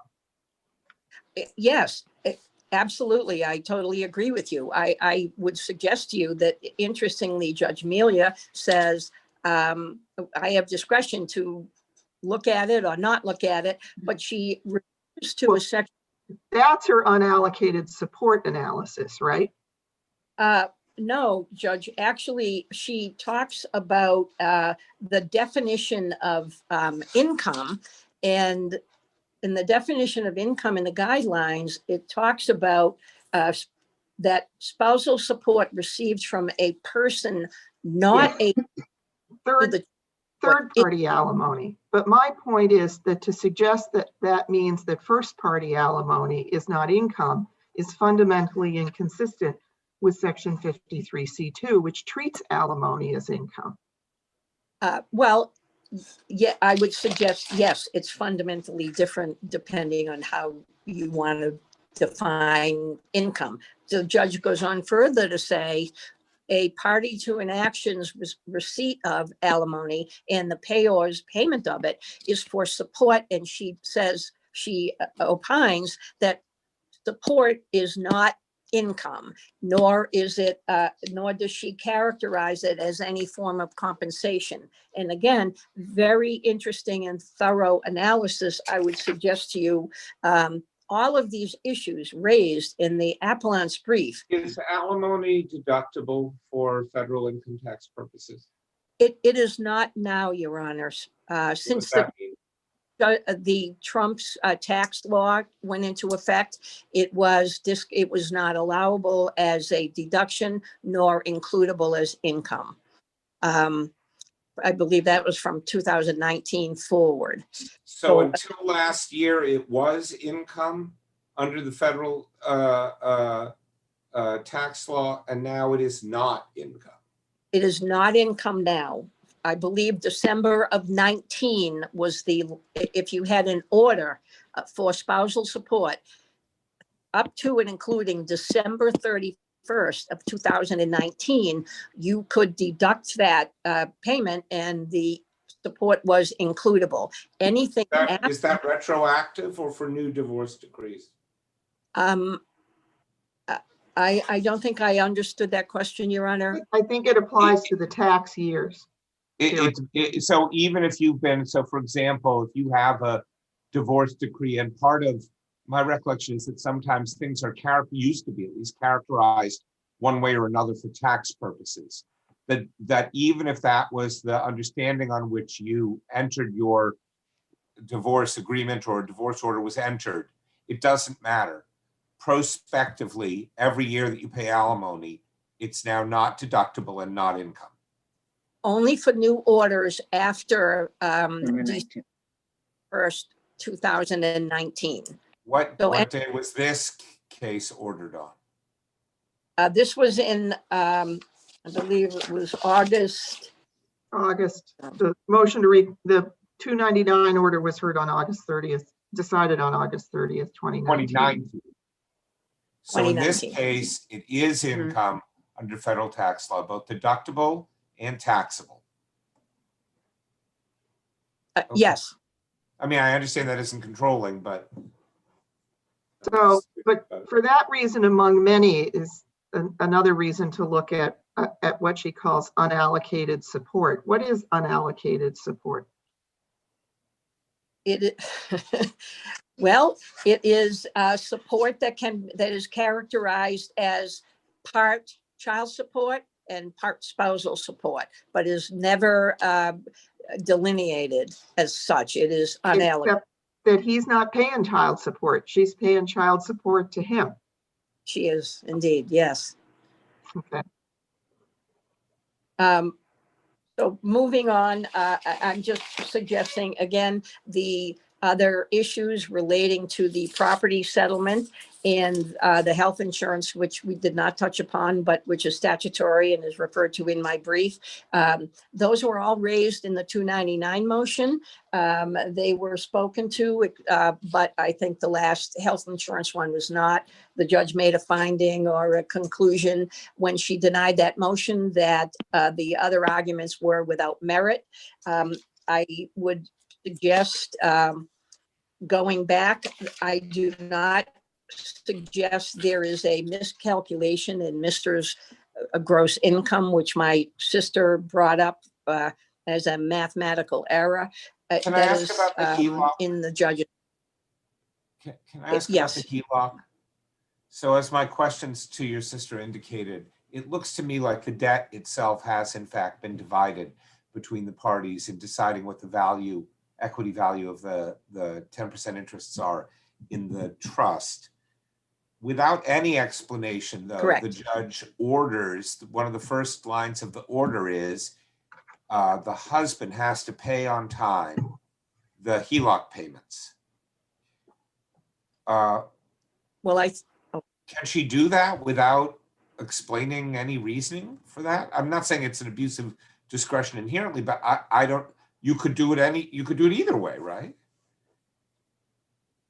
Well, yes. I mean, she could have been silent on it. I believe, and I'm suggesting that your questions to my sister sort of resolve that. The individuals who live in the house, it's a form of rent. Miss SD, the wife, has to pay her own rent, and the only debt associated that both of the parties owe is that HELOC loan. Mr. is in the house, and I can't recall exactly what that monthly payment was, but nonetheless would be an equivalent as to rent that would be the same as SD paid. And I think that is why she said his obligation to pay and go forward with payment. I think she was essentially also saying, I'm not letting this fall to you on a monthly basis as you are utilizing an asset that, by the way, the wife, SD, could say, well, if you're going to make me pay, then I'm going to charge you a fair rental value. I mean, I think Well, I mean, you say fair rental value. Of course, I don't know enough about this HELOC or the arrangements. I don't really understand how two tenants can get a mortgage on a house without the third one. I don't know, because foreclosing is going to be hard. But in fact, anyway, I don't know. But so, but what I'm trying to figure out is, so each monthly payment presumably is partially principal and partially interest. Do we have the terms of the HELOC? Is the HELOC in the record? I believe that was one of the exhibits. Okay, we'll have a look. I'm just trying to figure out, at some point, is there a balloon payment of all the principal or whatever? And is your view that the husband is obligated to pay that, or just these carrying costs of whatever percentage interest and whatever percentage principal? And I believe that my understanding is that the husband would have to pay the monthly obligation as was listed on his financial statement, and going forward. How they, I mean, and I'm sure when you read the part of the transcript that relates to the other properties with petitions to partitions all being held by different individuals, there seems to be an issue in some of these matters with respect to no initiating note. So that's even more compounding, which I believe came up at the trial, but I'm not sure precisely. I know the appellant had a relationship with the bank, which is, I'm sure, how he was able to obtain a HELOC on a piece of property without all three owners or the trust signing on as all three of them acknowledging it. So your sister has indicated that the 299 motions that were filed also covered this issue. Is that your recollection? Because I'm not seeing any reference to it in the order that's appended to your brief.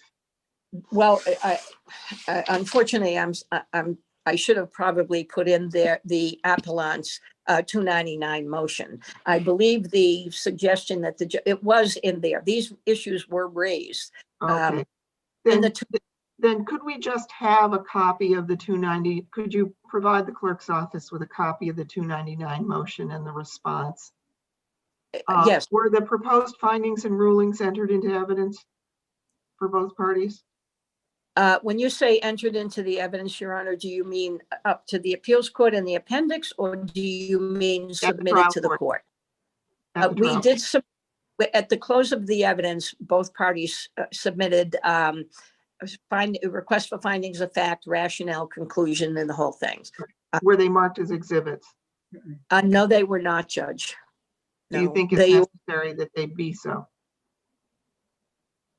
Was your question, do I think they were necessary? Is it necessary to do that in the probate and family court or not? No, Judge, it is not. They're just, they're requests for, they're basically, while we file them, actually just, if you go to the civil version of this, it's a request to a judge to make these findings. I understand. I understand. I was concerned that there might be a different practice in the probate court.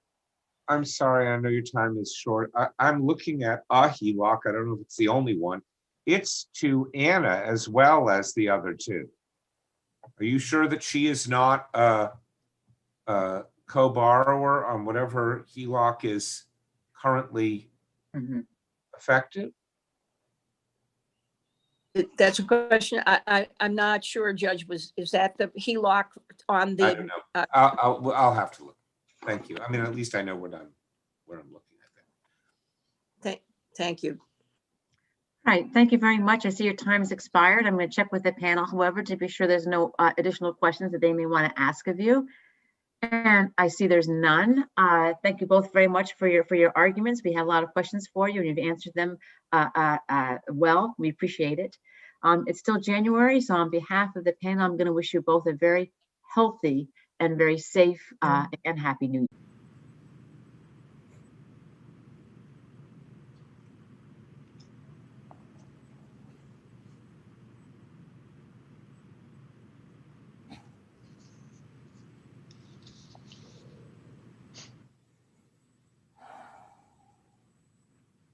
We're live.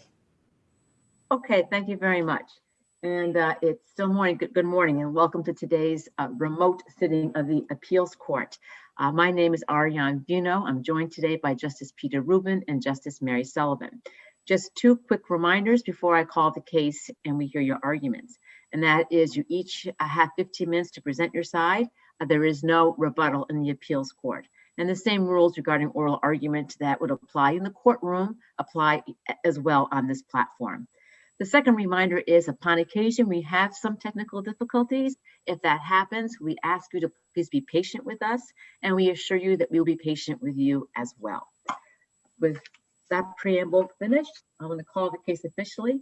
154 Turnpike Road versus A Beautiful You, Inc. and another, 2020-0532.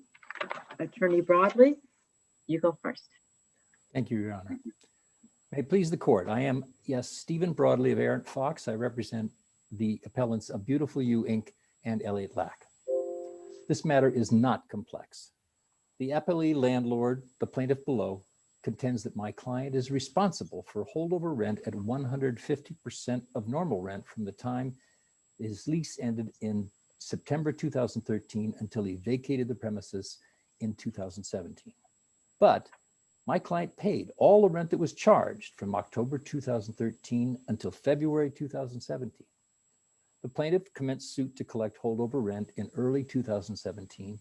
Our position is by then, the plaintiff had waived the right to assert that holdover claim despite a specific release provision based on its consistent contrary conduct. There was a bench trial in Worcester Superior Court on August 22nd, 2019. The trial court agreed with the plaintiff and entered judgment accordingly. We contend that the decision was error. My client contends that the plaintiff's conduct and communication from the end of the lease term until November 2016 was so consistently at odds with what is now argued that the right to collect holdover rent was unilaterally waived. As you will have seen, virtually every fact necessary to decide. Let me just ask you, if I may interrupt for a moment. It was yes. Evident at trial, based on your client's testimony as well, that he was aware of the holdover provision in the lease, correct? He was aware that it was in the lease. Yes, he did say that. Right. And we acknowledge that. And in fact, right. And in fact, there was some discussion about it after the original lease expired. There may have been one or two times that was discussed. One of the plaintiff's witnesses said he never had any discussion with my client about holdover rent at any time. Right, that was the one that Mr. Fitzgerald, who came on yes. a little bit later. But the judge here found, after having listened to that testimony, that there was in fact not a waiver. So, is your view that whether or not there is a waiver is a question of law that we can decide, or is that a question of fact that we have to accept unless it's clearly erroneous? Well, I would prefer that it be a question of law. I think that if it's a question of fact, as argued by the plaintiff, then I think it was plainly wrong. That's what I think. Okay. Did you argue promissory estoppel below? We put in evidence of reliance. There were no closing arguments. I believe that it was in the submission that I made to the judge after the trial, but we didn't have a closing argument. Is it, when you say after the trial, I mean after judgment or between trial? Was it a post-argument, post-trial brief? Yes, there were requests for findings and rulings submitted by both sides. And yours included promissory estoppel? Yes. The judge didn't really rule on that, did he or she, in the findings? He did not do so. He didn't make any findings about reliance or anything that would be necessary for that. In terms of waiver, you're calling it waiver, but you're saying it's unilateral. Yes. And of course, the agreement says that waiver has to be mutual, blah, blah, blah. And presumably you can modify the agreement through mutual agreement. Are you arguing latches or something different? No, I'm arguing that I didn't make a latches argument, but I'm arguing that consistent behavior for a three-year period was so strong that it overcame, and it's possible to overcome and to waive even no waiver provisions in leases if the evidence is sufficiently strong. Do you think that it matters that the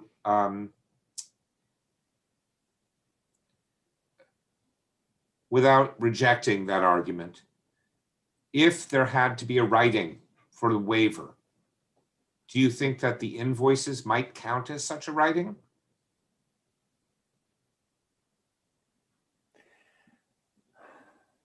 The plaintiff made a big deal about how the invoices were supposedly just courtesy, but they couldn't deny the fact that they were out there. They were out there and they were representations made by the plaintiff. There wasn't any writing back, but I would say that they were just one more bit of evidence to show the unilateral waiver. Did the landlord send you a proposal for new rent going forward?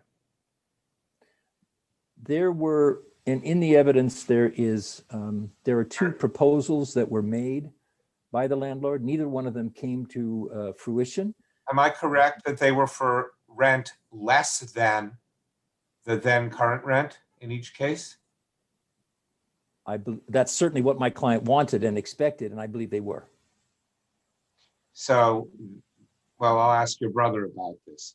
So to the extent their argument is you knew and should have expected this, the fact is that should have expected to be charged 150%. We're just forbearing on asking for it pending this negotiation. The actual value of the premises, which remained leased and from the money from which benefited your brother's client, in fact, the value of the property was less than the prior rent, the market value. My client would contend that they weren't entitled to charge the rent that he continued to pay. His argument was that they paid off they recovered all their costs, and so they should lower the rent. But I agree with you, if the plaintiff was willing to rent it for a lower price, then the market price was arguably lower, and my client overpaid. But he paid consistently. But it's not as though this is a circumstance where everyone knew this was going to be $9,000, $10,000 instead of $6,000, and you guys were just lucky to pay the $6,000 and we're trying to pull a fast one. It's really the opposite, right? We weren't getting a break by doing this, if I can restate that. And the judge made no findings about that either, about the intent, about the reasonableness of treating those invoices on your part as valid invoices, nothing like that. If we find that that important facts weren't found, would the proper thing to do be to remand for a new trial or for further findings, right? So for example, if subjectively you weren't relying, then it's not promissory estoppel, right? You've decided every month not to move out. But if in addition to the invoice, you had received a phone call saying every month, this is just a courtesy, really, you owe us the holdover rent, which I know there's no evidence of, the judge could find, well, they didn't really rely on this. So would we have to remand for more findings or for a new trial? Well, I have at least one decision, Bruno v. Bruno from 1981, which I think permits you to make additional findings that don't conflict with the trial judge's findings. I don't see our court making a lot of findings of fact in the last 30 odd years, but okay. Only one case, I said. But here it was actually directly addressed in front of the judge whether or not your client relied on the invoices as being the amount. And the judge specifically credited testimony that it was only a courtesy and that there was no reliance on that. Yes, my client's testimony was he thought he was overpaying, but he was willing to do that even though it smelled, and he thought he was overpaying because it allowed stability going forward. Right. There was a reason why he didn't want to move. I mean, he had a practice there, an active practice. Wait. Yes. I'm not following. I thought that there was no finding. I thought the finding was that any reliance wasn't reasonable, not that there was no reliance. I don't think it's really either one. What the judge said was, as I recall, and of course we'll double check. Yeah, I don't have it.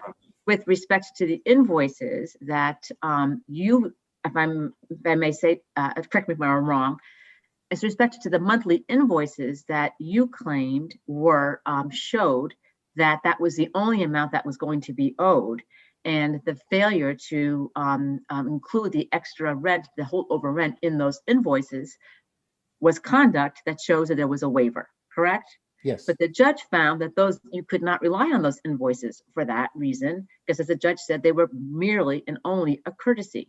That was that the amount of rent due and when it was due and how it was due was spelled out in the lease. Well, I guess I must say that if sending the invoices is merely a courtesy, then I don't understand the courtesy here, because if the landlord for 3 years sends an invoice that says X, and then 3 years later turns around and says, oh no, for all that period, you actually owed X plus 3,000. I don't see that as a courtesy. Maybe I have a different definition of courtesy. If they say that it wasn't required. I can certainly appreciate that. But the fact of the matter is that here we do have a judge that was able to, he listened to 3 witnesses and including your client and determined that was not something that you could rely on. So is that now a question of fact? So I guess that's certainly a question of fact that was resolved by the trial judge. But I guess your point would be that it was plainly erroneous because nobody could find that under the circumstance. I would say that his finding that it was a courtesy, I would take to mean they didn't have to do it. They didn't have to do it, and they specifically said so. The clause on regular rent says that you're supposed to pay it without any previous demand. But the fact they sent it as a courtesy, I think the fact stops there. I don't think he made a finding that my client couldn't rely on. I don't see that finding either. What I find is, this is at the bottom of page 37 of the addendum to the appellant's brief, page 4 of the judge's opinion. The fact that the landlord continued to invoice on a monthly basis the tenant for the original commercial lease rental amount is not sufficient to overcome the applicable presumption. That is the presumption that the lease wasn't modified. I mean, and that strikes me as a legal question, I think. Maybe factually, correct me if I'm wrong, but the lease ended in 2013. A no waiver notice was sent in 2014. A deficiency notice was sent in 2016. And then the additional rent was billed in 2017. Is that correct? Yes. So the question becomes, can the receipt of, let's call them volunteered invoices, we won't say whether or not they were an accommodation or a courtesy, in the face of the no waiver notice sent in 2014, would require the judge to conclude that the evidence was sufficient to overcome the presumption, or whether the judge could look at the no waiver notice and the deficiency notice and say, given those, I don't think sending these bills was enough. How do you address that? My position is, I look at, and I know you don't, You can't just make a pile and compare the size of the piles, but I look at the one thing that went out in that 3-year period, which was a reservation of rights, a phrase in the middle of a sentence that talks about paying a small overdue amount. And that's the one thing on one side. And then I look at the things on the other side, and I don't think we're entitled to ignore the fact that those invoices went out. Courtesy or not, they were communications between the parties. And they didn't come out saying, well, take it or leave it, but here it is. They went out saying this is the amount due, and that was the exact amount that my client paid every month. So to paraphrase somewhat colloquially, I think your brother's argument was we were happy to do that while we thought we were in productive lease negotiations, but we were strung along. My words, not his, but I think that's the import of the argument. No, those were his words. Those are pretty close. Pretty close. And when the whole thing fell apart and they disappeared on us, we got to say, okay, it's over, and assess the past due amount. How do you respond to that? I will say that I see in their brief where they say the lease negotiations went on 2014, 15, and 16. But then when you come to the actual testimony at trial, you have no written communication about any of that after February of 2014. And neither one of the witnesses could put any times to any specific communications back and forth about when they happened. They just said, oh, he would always come up with this, he would always come up with that. Not a lot of specificity there about exactly what went on and required them to stop doing other things for 3 years. Isn't that precisely the situation in which we are required to defer to the judge's fact finding based on the demeanor of the witnesses and the somewhat ambiguous testimony he heard? You have to give that credit, but I think that doesn't mean that you can ignore the things that were very definite in here. And the documentary evidence is very definite. See, my time has expired. Your time has expired. I'm going to check with the panel to see if they have any additional questions for you, and they do not. Thank you very much for your argument. We'll turn now to Attorney Gibbons. Thank you, Your Honor. May it please the court, Robert Gibbons for 154 Turnpike Road, LLC. Your Honors, on the waiver issue, in order to qualify as waiver, it has to be unequivocal conduct on the part of 154 that they intended to waive its right to accept the holdover rent. The court specifically found that there wasn't that conduct because, yeah, the courtesy, I think using the court's word, the courtesy invoices went out on a monthly basis. But in parallel with that, Mr. Fitzgerald did testify on direct examination that when he first met with Dr. Locke in May of 2014, he did mention to Mr. Locke that he was currently in holdover status. That was in May of 2014. Then again, in October of 2014, a letter goes out from 154 Turnpike saying, hey, you're in default of your payments. And by the way, you're still in holdover status because your lease terminated back on September 30th. Then you fast forward again in 2016, they sent another letter saying, hey, you're in default and your holdover provision is still in effect and we're not waiving it. You're on the hook for holdover rent. And then again, beginning in February of 2017, they began to send invoices reflecting the holdover amount. So you've got four instances there where that's not unequivocal conduct that they were waiving. The judge says the landlord received nothing of value in the exchange, and there was no consideration provided to the landlord for the proposed waiver and or modification of the lease provision. That's wrong, right? You got rent every month from these people and didn't have a vacant place. So there was consideration, wasn't there? Why isn't you're sending an invoice and them paying it in full and not leaving you with empty space that, by the way, you specifically told them was worth less than what they were paying? Why isn't that consideration? Why isn't this a modification just under basic contract principles? Your Honor, on that question, the consideration that was being received was consideration that they would have had would have already paid that rent plus the holdover rent. That was the consideration. No, you sent them an invoice You sent them an invoice for their old rent. It's $6,000, right? Approximately. About Yeah. $59.97. All right, so you send them, first, you send them a proposal to renew the lease at a lower rate, at less than $6,000 a month, right? And your idea is that during negotiations for less money, you have somehow reserved the right to bill them more money. I don't get that. I really don't get that. And particularly if there's an equitable principle here, like promissory estoppel, I don't get it. But it seems to me the judge is wrong about consideration, that you received a benefit, which is not a vacancy and rent above market value, and you took it for 3 years and then jumped them with a $100,000 bill at the end. I just don't see how that has, I just don't see how commercial relations are supposed to work like that. Your Honor, the consideration, I believe there was two proposals that were provided, one before the lease actually expired, and then another one after the lease. Yes, I've done the math. Both of them are under market rent. The second one is $2,000 below, not market rent, below what they were paying. The second one is for $4,000 a month, not $6,000. Yeah, maybe, yeah. During the initial year, Your Honor, then of course the rates would go up. The consideration there, Your Honor, would be that what my client was looking for was to have a long-term lease. What's the benefit? I don't understand what the benefit is of that. You don't know if you could have even found a tenant.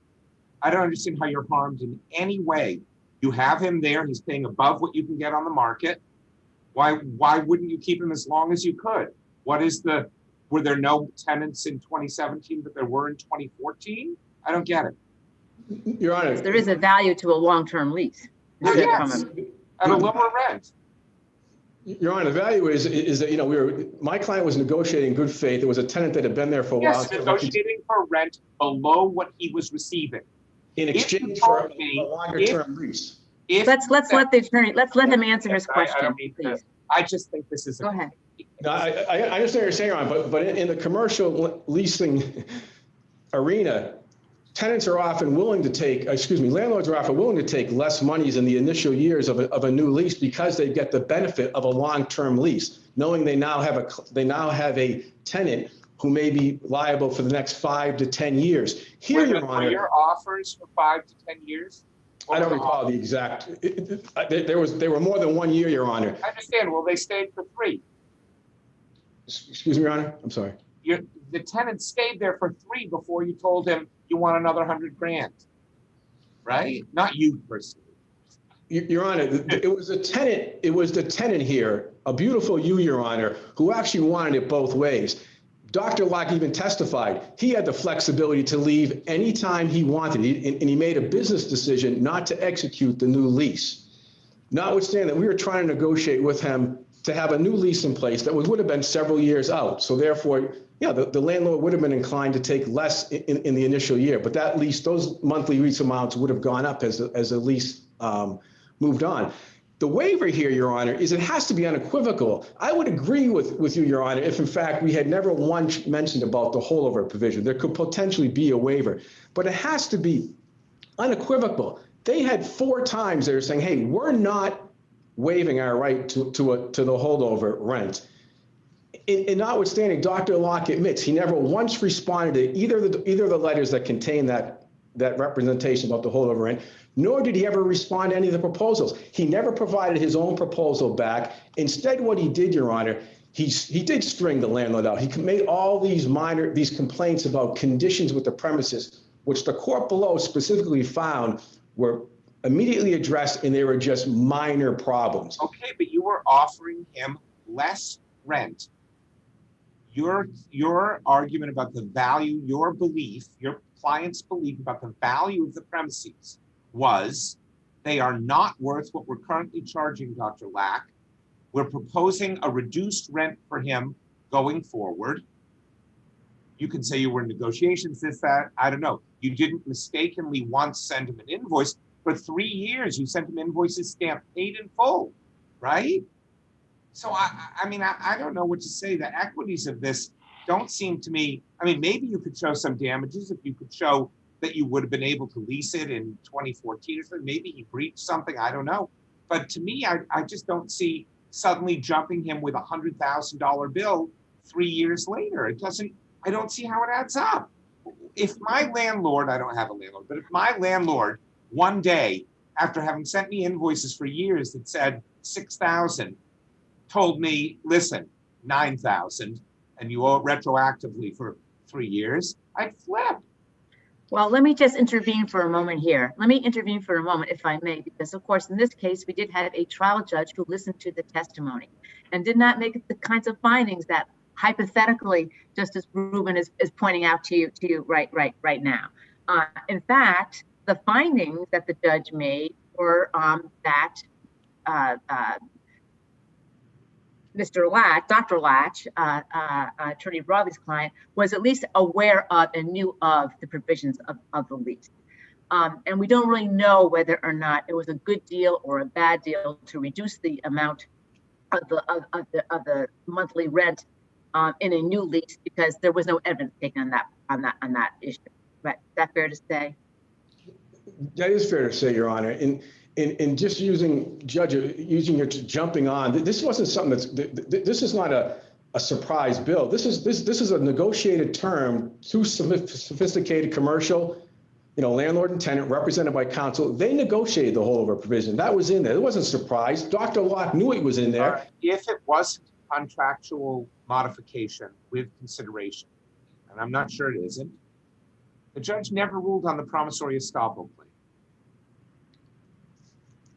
For a modification, Your Honor, I would agree. You actually need. There's two things you need. You actually need intent, to overcome, attempt to overcome that presumption. It has to be evidence of sufficient force to overcome the presumption that the parties intend to be bound by their agreement, and you also have to have valid consideration.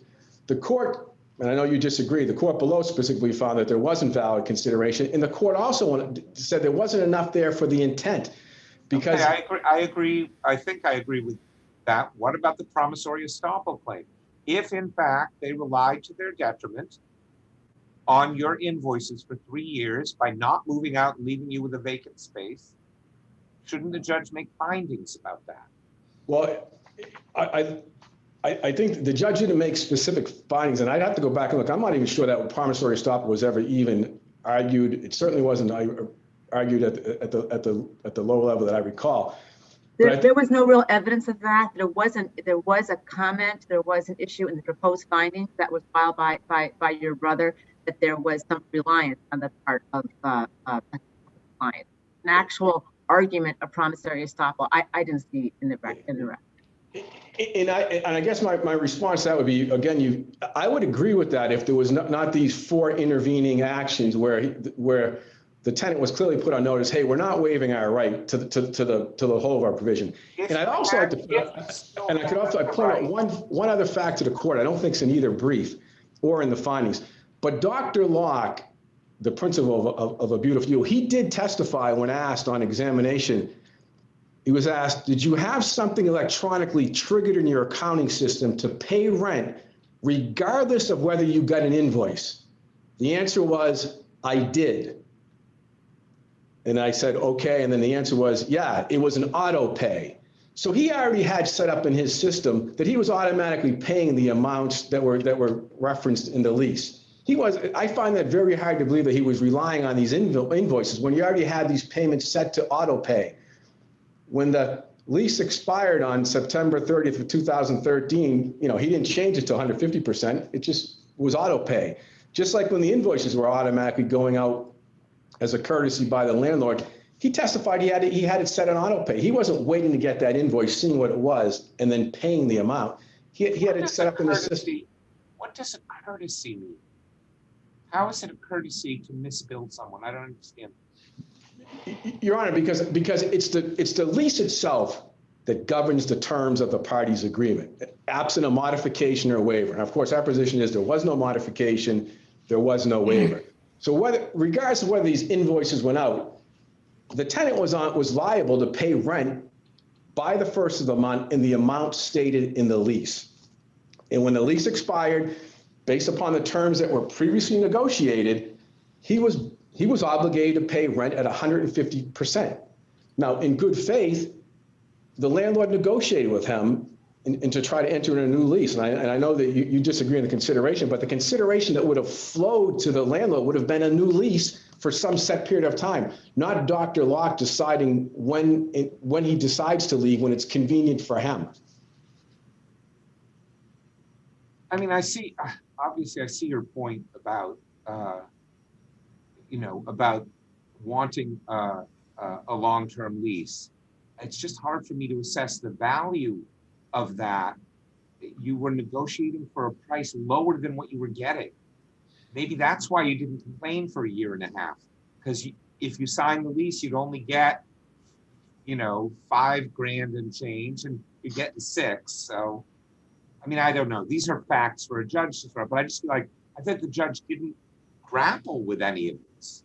Well, because, Your Honor, I think regardless of what the lease proposals were, that doesn't change the underlying lease that already served as the parties' agreement. You have an underlying lease, expires, that still that moving forward, that governs what the tenant has to pay. The tenant has to pay 150%.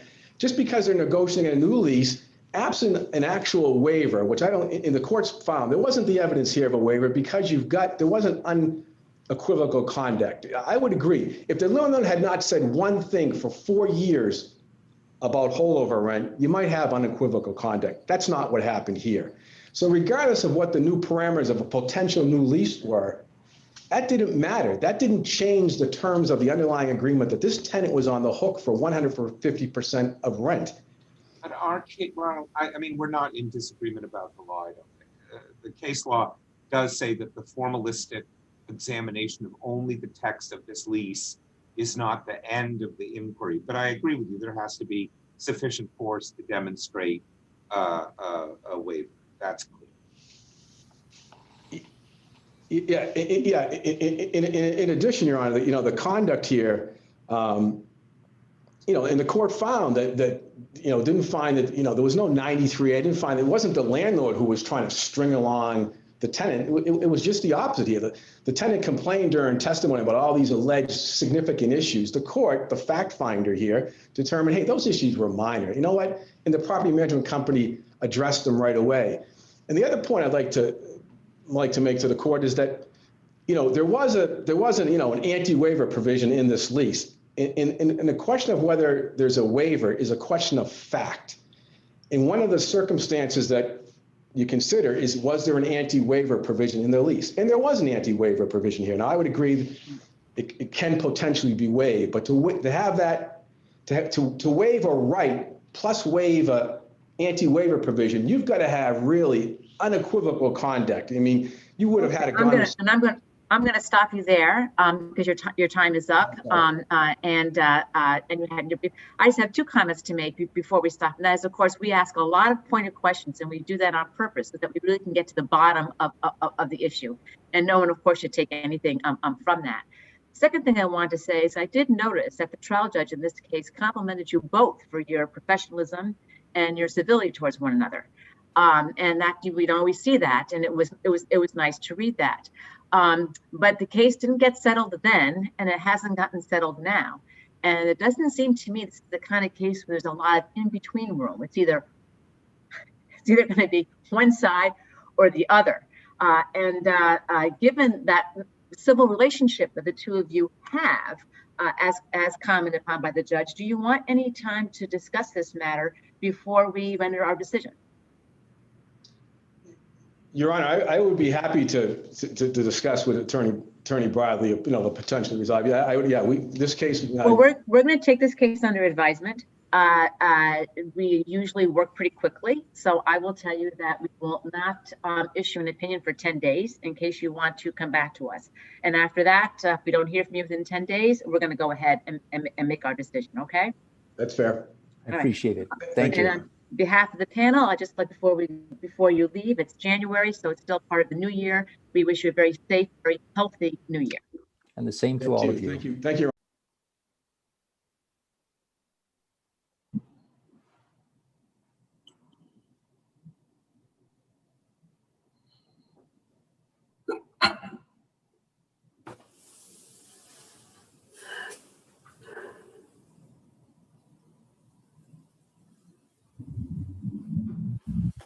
We are live. Okay, thank you very much and good afternoon. I'm going to call the case, and then I just have a couple of reminders for all three of you before we begin. A Department of Children and Families versus Another and Mother, 2020-0792. I want to remind you, even though we're on this remote platform, this is being this is live, and so the case is impounded. So please remember that and not use any of the real names. We've already gone over the fact that we're going to be splitting time with respect to the department and the child. Attorney Rosenthal, you will have 15 minutes to present your argument with respect to the mother. And as I think you likely know, there is no rebuttal in the appeals court. And lastly, just to let you know, in the event that we had any technical difficulties during the course of the argument, we ask for your patience. We will be patient with you. Generally, they get resolved very quickly, and your time will not be lost if that happens. All right? Okay. Attorney Rosenthal, please begin your argument. Good afternoon, Your Honors, opposing counsel. May it please the court. First off, let me apologize. I misspoke when I wrote in the appellant's brief that the trial judge issued her findings of fact the day after additional testimony was given. Actually, the trial judge issued her decree or decision the following day after that testimony, and her findings and conclusions a couple of months later. The fact remains that the judge heard testimony from Patricia Stewart, DCF's area case manager, that the child was an emotionally healthy little boy who can be successful in transferring attachments to another family. You'll find a portion of her testimony on page 18 of my brief. There was no mention of this testimony and no effort to discount it in the judge's decree or in her findings. That testimony was the only evidence regarding potential harm to the child if he were to be adopted by kin instead of the foster parents. Child's Appellate Counsel has argued at page 39 of her brief that there was absolutely no evidence that showed child would definitely not be harmed. Once again, no effort was made to rebut the undisputed testimony of DCF's own area case manager, which indicated that a transfer can be successful.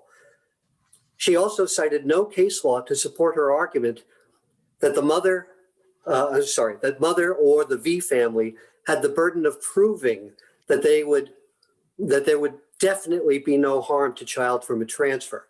This argument, if accepted by this court, would unfairly shift the burden of proof to the party seeking a transfer. At a minimum, DCF had the burden of going forward on this issue, and the preponderance of evidence that was heard on this issue favored a transfer. The judge based her decision only on what she considered a reasonable inference, but never addressed Stewart's testimony in her findings, indicating that she did not pay close attention to all of the evidence or provide an even-handed assessment of the evidence. With respect to mother's argument that DCF's actions stacked the deck in favor of the foster family, this case is distinguished or distinguishable from the Ilona case. In that case, the mother complained that DCF had failed to provide adequate services. This case involves not the services provided by DCF, but the manner in which it prosecuted this petition. DCF not only fast-tracked the termination of mother's parental rights, but it also slow-walked its efforts to locate and accommodate the V family. DCF opposed the V family's effort to intervene in this case on the theory that their interests were in common. But throughout the trial, DCF's attorney argued in favor of the foster family and downplayed Stewart's testimony, never even mentioning it in her final argument. If DCF was... I'd like to understand your argument regarding timing a little bit better. There was a period in this case before the goal was changed to adoption, even though I believe this was either the third or fourth child that would be headed for DCF custody. Are you saying that they should have started to look for alternative family members even before the goal was changed to adoption, or that they reacted insufficiently quickly after the goal was changed to adoption? To a lesser degree, the former, and to a greater degree, the latter. Right. DCFs. So wouldn't it be, I was concerned that that might be your argument. Isn't it a little bit inconsistent with the goal of reunification to say that the department has an affirmative obligation to start looking for substitute parents within the family? I'm sorry, Your Honor, I can't cite chapter and verse on this, but I've cited in my brief DCF's regulation, which says that kin should be considered for placement as soon as a child comes into DCF custody. Right, but this understood, but in the most of the cases we see, what you find is that there's an aunt or an uncle or a grandparent who lives near the parent with whom one is attempting to reunify. These folks were in New Jersey. So if they had considered them at the time, that would have meant an utter disruption of the bond with the mother.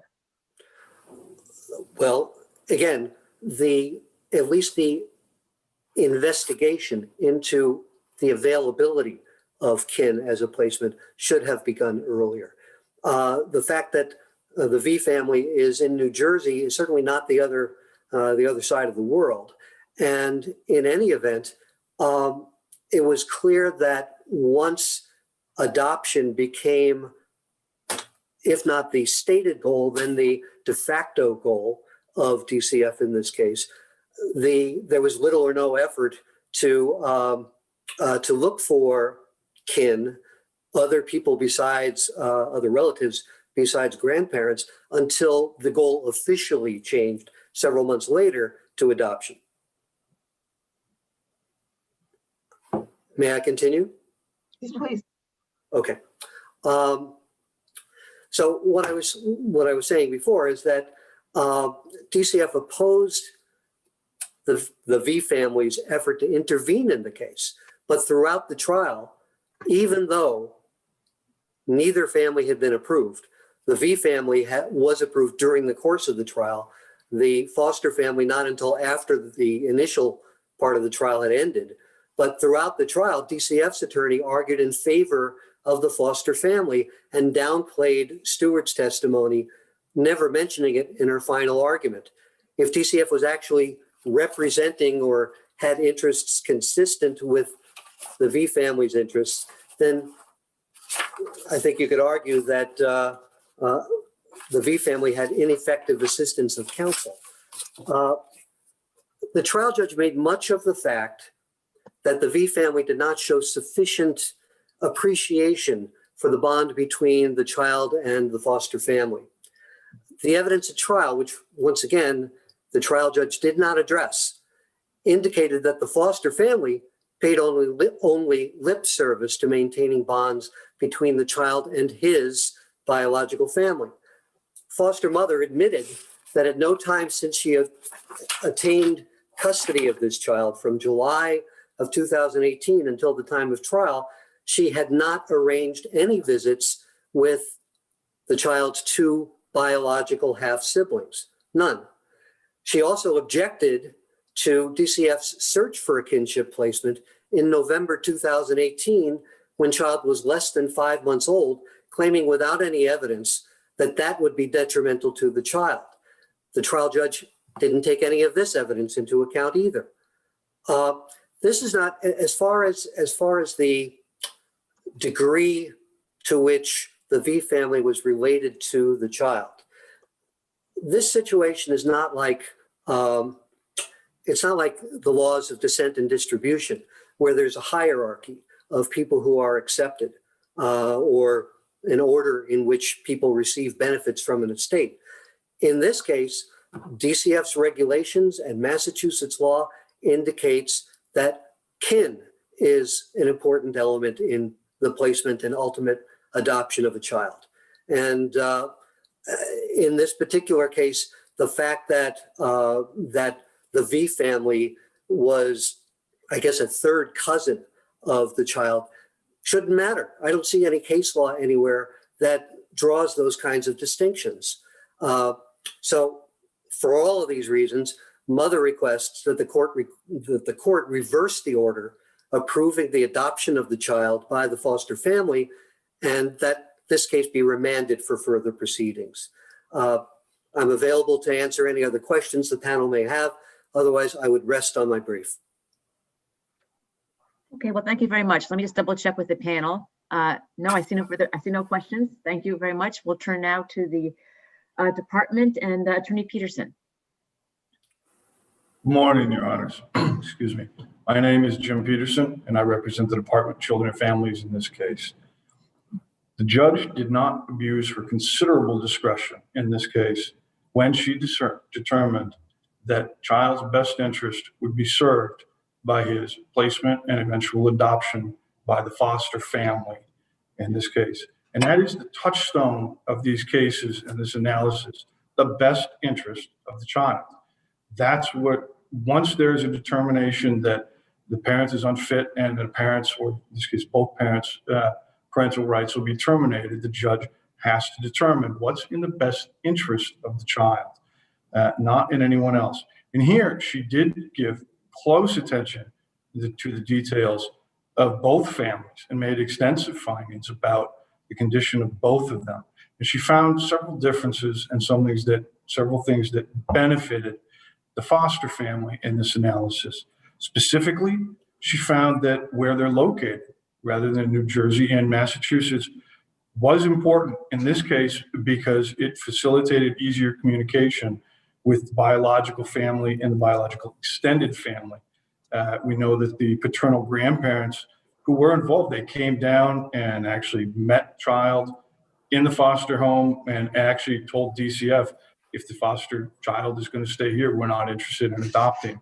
But they were involved, so they are there. They're not just mythical. They live in New Hampshire, as apparently off and on so does father in this case. Mother's extended family, or closer extended families, all in Massachusetts. And the child's, or the foster family rather, have another adopted child with whom they keep those connections, those biological connections open. And so they have a demonstrated ability of doing this. And this location or geographical proximity played a part in why they were better. But also, so does the bond with family. In fact, this was with the foster family. In fact, this was the only family that child had ever known. The foster mother came and attended to him while he was still in the hospital. And mother left at that point, and he went home. Child went home with the foster family, with foster mom, foster father, and the sister.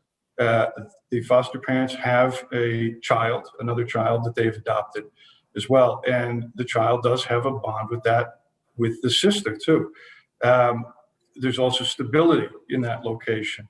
And also the judge found that the cousins' dismissive attitude towards the foster parents and their inability, that they don't seem to acknowledge the value of the bond between child and the foster family, the whole family. And in fact, wouldn't even acknowledge that the foster daughter, the foster family's daughter, was child's sister. They called her. Instead, the testimony was, no, that's just the foster parent's child. And there is this bond, as the judge found. Child lights up when his sister, his foster sister, comes into the room. And so there is this bond, and they didn't seem to appreciate that there was a bond, that this might be traumatic for the child to be removed, and that this did count against them in that. Otherwise, though, the judge made multiple findings that really didn't favor one side or the other, but she did so in a detailed form. For example, as I just note here, they both own their own homes. Both of them were going to give a child to the bedroom. They were both financially able to support child. They both had a safe and stable environment and were going to give unconditional love. That's a summary, but the judge in her findings go into detail about where each party works. How, like the foster family, when the foster parents are gone, who takes care of the child at that time? How does that work? How does the transfer work? The judge made extensive findings on that. It's just that when you get down to it at the end of the day, none of those favored one or over the other. But mother implies anyway that the only thing that was considered was bond, and it wasn't. It's just that the bond, along with the geographical proximity, the stability, and the cousin's dismissive attitudes, were the things that were different between the two families. And all those things favored the foster family in this case.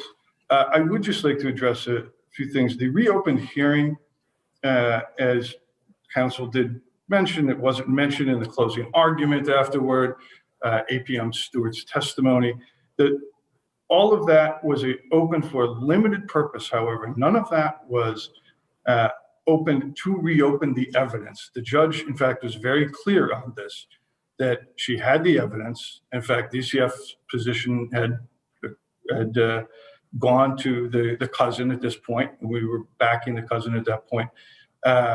But the judge was very clear that she didn't care what DCF's position was, quite frankly, because she had the evidence. She had heard the testimony from both of the cousins, the Mr. and Mrs. V, from the foster mother, from the adoption worker, from all of these places. She had all of the things that are also appear in the record appendix, all of these documents. She had the evidence. And whether DCF felt something was different or back to one another didn't matter to her. What mattered was that she had the evidence. She wasn't reopening the evidence. The only thing she was doing was to open that to the limited purpose of determining when DCF made the change and decided to back the cousins. Was there something new that DCF suddenly discovered? I think the examples she used were, for example, is there suddenly a drug issue that they need to know about, an addiction, something along those lines? And there wasn't. What came out at the testimony was no.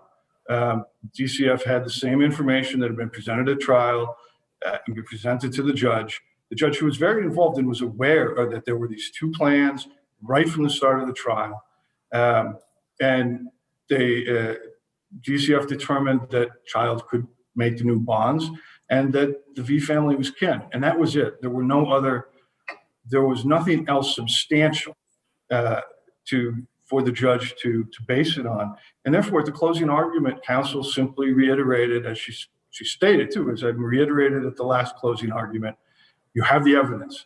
And with that evidence, I ask you to do what's in the best interest for the child, which again, to come around full circle, is exactly the standard that this court that judge had to review to determine in order to place child. And this court has to determine whether she abused her discretion in that, which is a substantial discretion. And I'm suggesting, arguing clearly that she did not. And for that reason, I'm asking you to uphold the decision of the trial court. Thank you. Thank you very much. Thank you for your argument. We'll turn now to Attorney Kruger for the child. Good afternoon, Your Honors. May it please the court. Yvette Kruger here on behalf of the child. I would first like to, if I may, briefly address the timing issue that has come up.